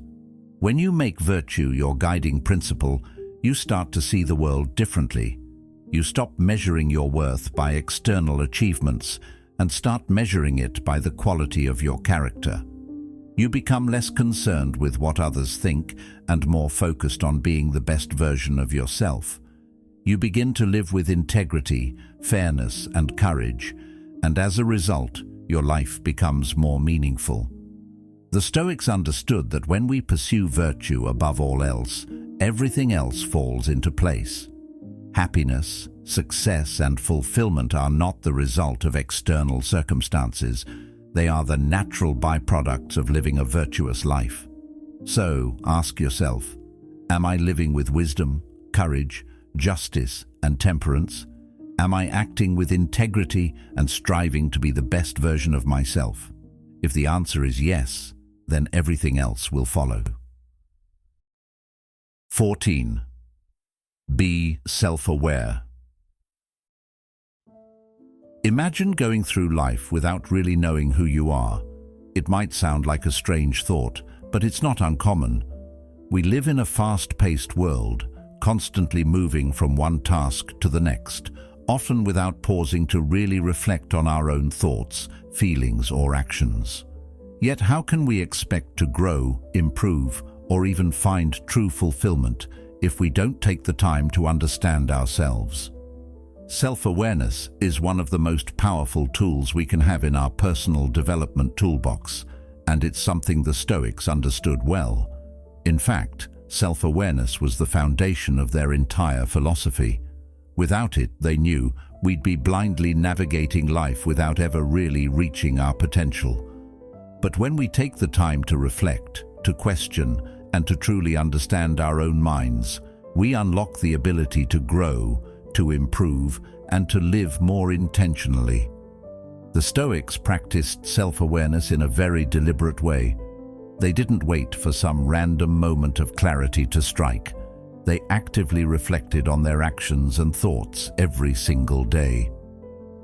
Marcus Aurelius kept a personal journal where he would reflect on his day, evaluate his actions, and ask himself questions like, "What did I do well today? And what could I improve?" It wasn't about beating himself up over mistakes, but rather about learning from them. By reflecting regularly, he could see where he was thriving and where he still needed to grow. This daily practice of self-awareness helped him live with greater wisdom, compassion, and integrity. The Stoics weren't perfect people, and they didn't expect perfection from themselves. What they sought was progress, the kind of progress that comes from understanding oneself deeply and using that understanding to become better each day. You might be thinking, "I don't have time for journaling every day," and that's okay. The point isn't about creating another task to check off your to-do list. The real practice of self-awareness can be as simple as taking a moment at the end of your day to reflect. It's about creating a habit of checking in with yourself regularly, asking questions like, "What did I do today that made me proud?" Or, "Where could I have handled things better?" This doesn't have to be a lengthy process. It can be as short as 5 minutes. The important thing is to create a routine of reflecting on your actions and thoughts so that you can recognize patterns, acknowledge your strengths, and identify areas where you can improve. Self-awareness isn't about judging ourselves or trying to be perfect. It's about seeing ourselves clearly without distortion and embracing both our strengths and weaknesses. By acknowledging our flaws and accepting them as part of who we are, we can begin to change the things we don't like, while also appreciating the unique qualities that make us who we are. Self-awareness gives us the ability to navigate life's challenges with greater clarity. When we know ourselves, our motivations, our triggers, our desires, we can approach situations more mindfully, making decisions that are in alignment with our true values, rather than reacting impulsively or being driven by external pressures. Without self-awareness, it's easy to fall into autopilot mode. We wake up, go through the motions, and then go to bed, repeating the same cycle over and over without ever really thinking about how we're living. The Stoics recognized that this kind of unconscious living is a barrier to true fulfillment. To live intentionally, we must first understand where we're starting from. The Stoic practice of reflection allows us to take stock of our thoughts, actions, and emotions, giving us the clarity we need to make better decisions moving forward. When we aren't self-aware, we allow ourselves to be controlled by outside circumstances or unconscious habits. But when we pause to reflect, we gain control over our reactions and actions. We stop being reactive and start being proactive in shaping our lives. Self-awareness is also crucial for our personal relationships. How many times have you found yourself in a disagreement or conflict, only to realize later that you weren't fully aware of your emotions in the moment? Perhaps you overreacted, or maybe you didn't express yourself in the most constructive way. Self-awareness allows us to understand our emotions as they arise, so we can respond in a more thoughtful and effective manner. By reflecting on our actions and the way we interact with others, we can improve our communication, build stronger relationships, and resolve conflicts with greater ease. The Stoics knew that being in touch with our emotions, without being overwhelmed by them, is a key part of leading a virtuous life. They didn't teach emotional suppression. They taught emotional understanding. And that understanding comes from being aware of how we feel, why we feel it, and how to channel that emotion constructively. Take, for example, a difficult situation at work or in a friendship. How often do we react impulsively? Maybe we get defensive, frustrated, or angry, without taking a step back to understand why we're feeling that way. When we're unaware of our emotional triggers, we let those emotions control us, and our reactions may not align with the person we truly want to be. But when we practice self-awareness, we can recognize those triggers before they take over, and we can choose to respond in a way that reflects our deeper values. The Stoics believed that wisdom comes from understanding ourselves fully, including our emotional responses, so that we can act with purpose rather than impulse. Self-awareness also plays a vital role in our overall well-being. When we're disconnected from ourselves, it's easy to feel lost or overwhelmed.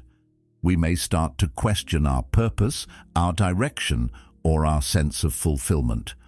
But by regularly checking in with ourselves, we can keep ourselves grounded and focused on what truly matters. This practice helps us identify when we're veering off course, so we can realign ourselves with our values and goals. Just as a captain uses a compass to navigate a ship, self-awareness serves as our internal compass, guiding us through life's storms and uncertainties. The more attuned we are to our own thoughts, feelings, and behaviors, the more confident we become in our ability to navigate whatever comes our way. If you're new to the practice of self-reflection, it might feel awkward at first. We're often not used to slowing down and checking in with ourselves. But like any skill, self-awareness improves with practice.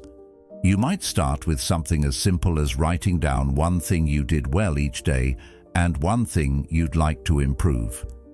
Over time, this small practice can lead to deeper insights into your behavior, thoughts, and emotions. The Stoics knew that growth doesn't happen overnight. It's a continuous, lifelong process. They didn't expect perfection from themselves, but they did expect progress.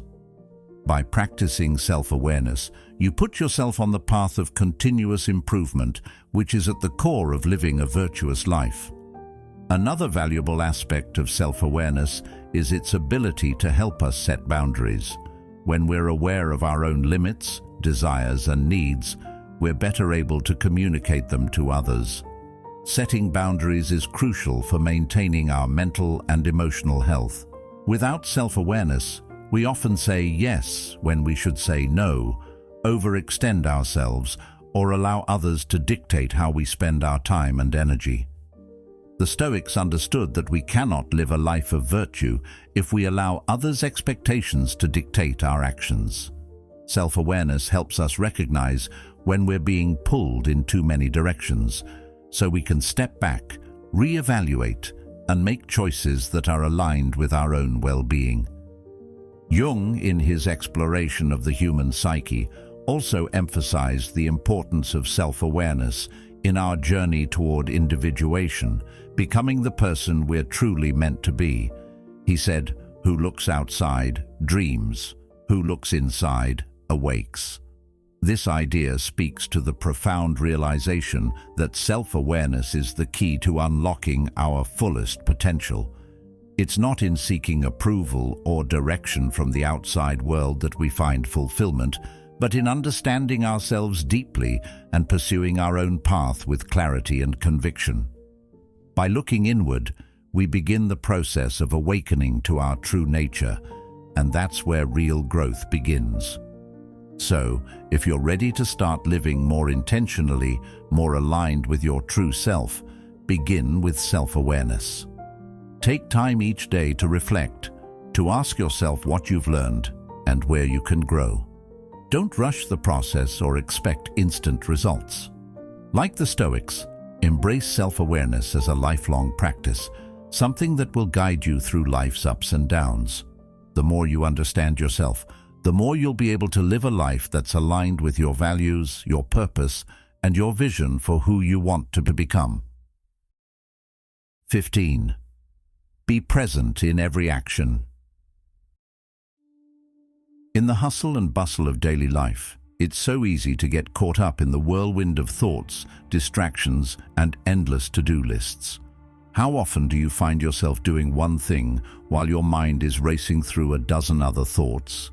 Maybe you're washing dishes, but you're already thinking about the next meeting or what you're going to eat for dinner. Or perhaps you're spending time with a friend, but instead of being fully engaged, you're distracted by your phone or your own wandering thoughts. It's almost as if we're physically present, but mentally somewhere else entirely. This kind of mental disconnect is common, but it can lead to feelings of stress, frustration, and even a lack of fulfillment. But what if I told you that the key to finding peace and living a more meaningful life lies in something as simple as being fully present in every action you take? The Stoics, ancient philosophers who practiced a life of virtue, wisdom, and inner tranquility, understood the importance of being present. For them, being fully engaged in the task at hand wasn't just a nice idea. It was essential to living a good life. Whether it was washing their hands, making a decision in public life, or having a conversation with a friend, they believed every action should be done deliberately and mindfully. So, what does it mean to be present? Being present doesn't just mean physically showing up. It means giving your full attention and energy to what you're doing right now. It's about immersing yourself in the task, the conversation, or the experience, and letting go of distractions. This is where true peace is found. When we're truly present, we're no longer dwelling on the past or worrying about the future. We let go of regrets, anxieties, and all the mental clutter that so often pulls us out of the present moment. Instead, we focus entirely on the now. And when we do that, we begin to notice the richness of each moment, whether it's the simple act of cleaning up or the deep connection we feel when we're with a loved one. In many ways, being present is the path to becoming our true selves. When we're fully engaged in the moment, we stop pretending, stop performing, and stop trying to be someone else. We become authentic, grounded, and centered. But to do this, we have to practice. It's not something that comes easily, especially in a world full of distractions. It requires conscious effort and a willingness to slow down. When we're present, we bring our true selves into whatever we're doing, whether it's in our work, our relationships, or our daily routines. One of the main reasons we struggle with being present is that we're constantly pulled in different directions. We're living in a time where notifications, emails, and social media bombards us every minute of the day. We're also taught to multitask, to juggle multiple projects and responsibilities at once. But Stoicism teaches us that true focus and fulfillment come from doing one thing at a time and doing it well. Epictetus said, "First say to yourself what you would be, and then do what you have to do." His words remind us that if we want to live with intention and purpose, we need to give our full attention to what's in front of us. When we divide our attention between 100 different things, we're never truly present in any of them. But when we commit ourselves fully to one thing, we can give it our best, and the results will reflect that. This idea is particularly important when it comes to our relationships. Have you ever been in a conversation with someone, but your mind was elsewhere? Maybe you were thinking about what to say next, or you were distracted by your phone. How did that affect the quality of the conversation? Being fully present with someone is one of the most powerful ways we can show care, respect, and appreciation. It's in those moments of undivided attention that we truly connect with others. When we're distracted and not truly present, we often add unnecessary layers of anxiety and frustration to a situation. But when we focus on the here and now, we eliminate the clutter in our minds and experience greater clarity. Being present is also about noticing the small things, the details that we often overlook in our rush to get things done. Imagine you're walking down the street, thinking about your to-do list or what's coming up later in the day. You might not even notice the beauty around you, the flowers in bloom, the sounds of birds chirping, or the cool breeze on your face. But if you take a moment to pause, to really take in your surroundings, you'll find that life is rich with small, fleeting moments of beauty. The Stoics believed that peace comes from appreciating the present moment, not waiting for the next big event or the next milestone to bring happiness. It's in the everyday mundane tasks that we find true fulfillment, if only we take the time to notice. Practicing presence is not about being perfect. It's about being intentional. It's about creating the habit of showing up fully for whatever you're doing, whether it's a big project at work, spending time with your family, or simply washing dishes. And the beauty of this practice is that the more you do it, the more natural it becomes. You begin to notice that each moment is a gift, and you start to live with a greater sense of appreciation and mindfulness. One of the key aspects of being present is acceptance. Acceptance of where you are right now, without judgment or resistance. The Stoics taught us that while we can't always control external circumstances, we can always control how we respond to them. When we fully embrace the present moment, we accept that life is full of ups and downs, successes and failures. Instead of wishing things were different, we embrace what is, knowing that every moment holds the potential for growth. Being present also means taking responsibility for our actions. When we're present in what we're doing, we take full ownership of our decisions and behaviors. We're not distracted or lost in excuses. We are clear, intentional, and conscious in every choice we make. This level of mindfulness is empowering because it puts us in the driver's seat of our own lives. We stop letting the world dictate how we feel and act. Instead, we consciously choose how we respond, which gives us greater control over our lives and our happiness. The challenge, of course, is to build the habit of presence, especially in a world full of distractions. It's easy to get caught up in the whirlwind of daily life, but with intentional practice, you can begin to train yourself to be more present. Whether it's through meditation, mindfulness practices, or simply making a conscious effort to slow down and focus on one task at a time, you'll start to see the difference in your life. You'll experience more peace, more clarity, and a deeper connection to yourself and others. So what can you do right now to start being more present? The first step is simple. Pay attention. Pay attention to the small moments in your day, the people you talk to, the tasks you do, the thoughts you have. Notice them without judgment, without rushing to get to the next thing. When you're present, you're giving your full self to whatever you're doing, and in doing so, you'll find that life becomes richer, more meaningful, and more connected. Remember, as the Stoics taught us, true peace and fulfillment come not from achieving more, but from being fully engaged in the present moment. As we wrap up, remember this: life is happening right now, in this very moment. The more we show up fully, whether it's in our work, relationships, or personal growth, the more we unlock the true power of living with purpose. So take this wisdom with you and start living it today. If you want to dive deeper into Stoic principles and how they can transform your life, check out one of the suggested videos on the screen. And thank you for being a part of Stoic Journal. Your journey towards a more intentional, peaceful life starts here. Keep learning, keep growing, and remember, your path to greatness begins with the next choice you make.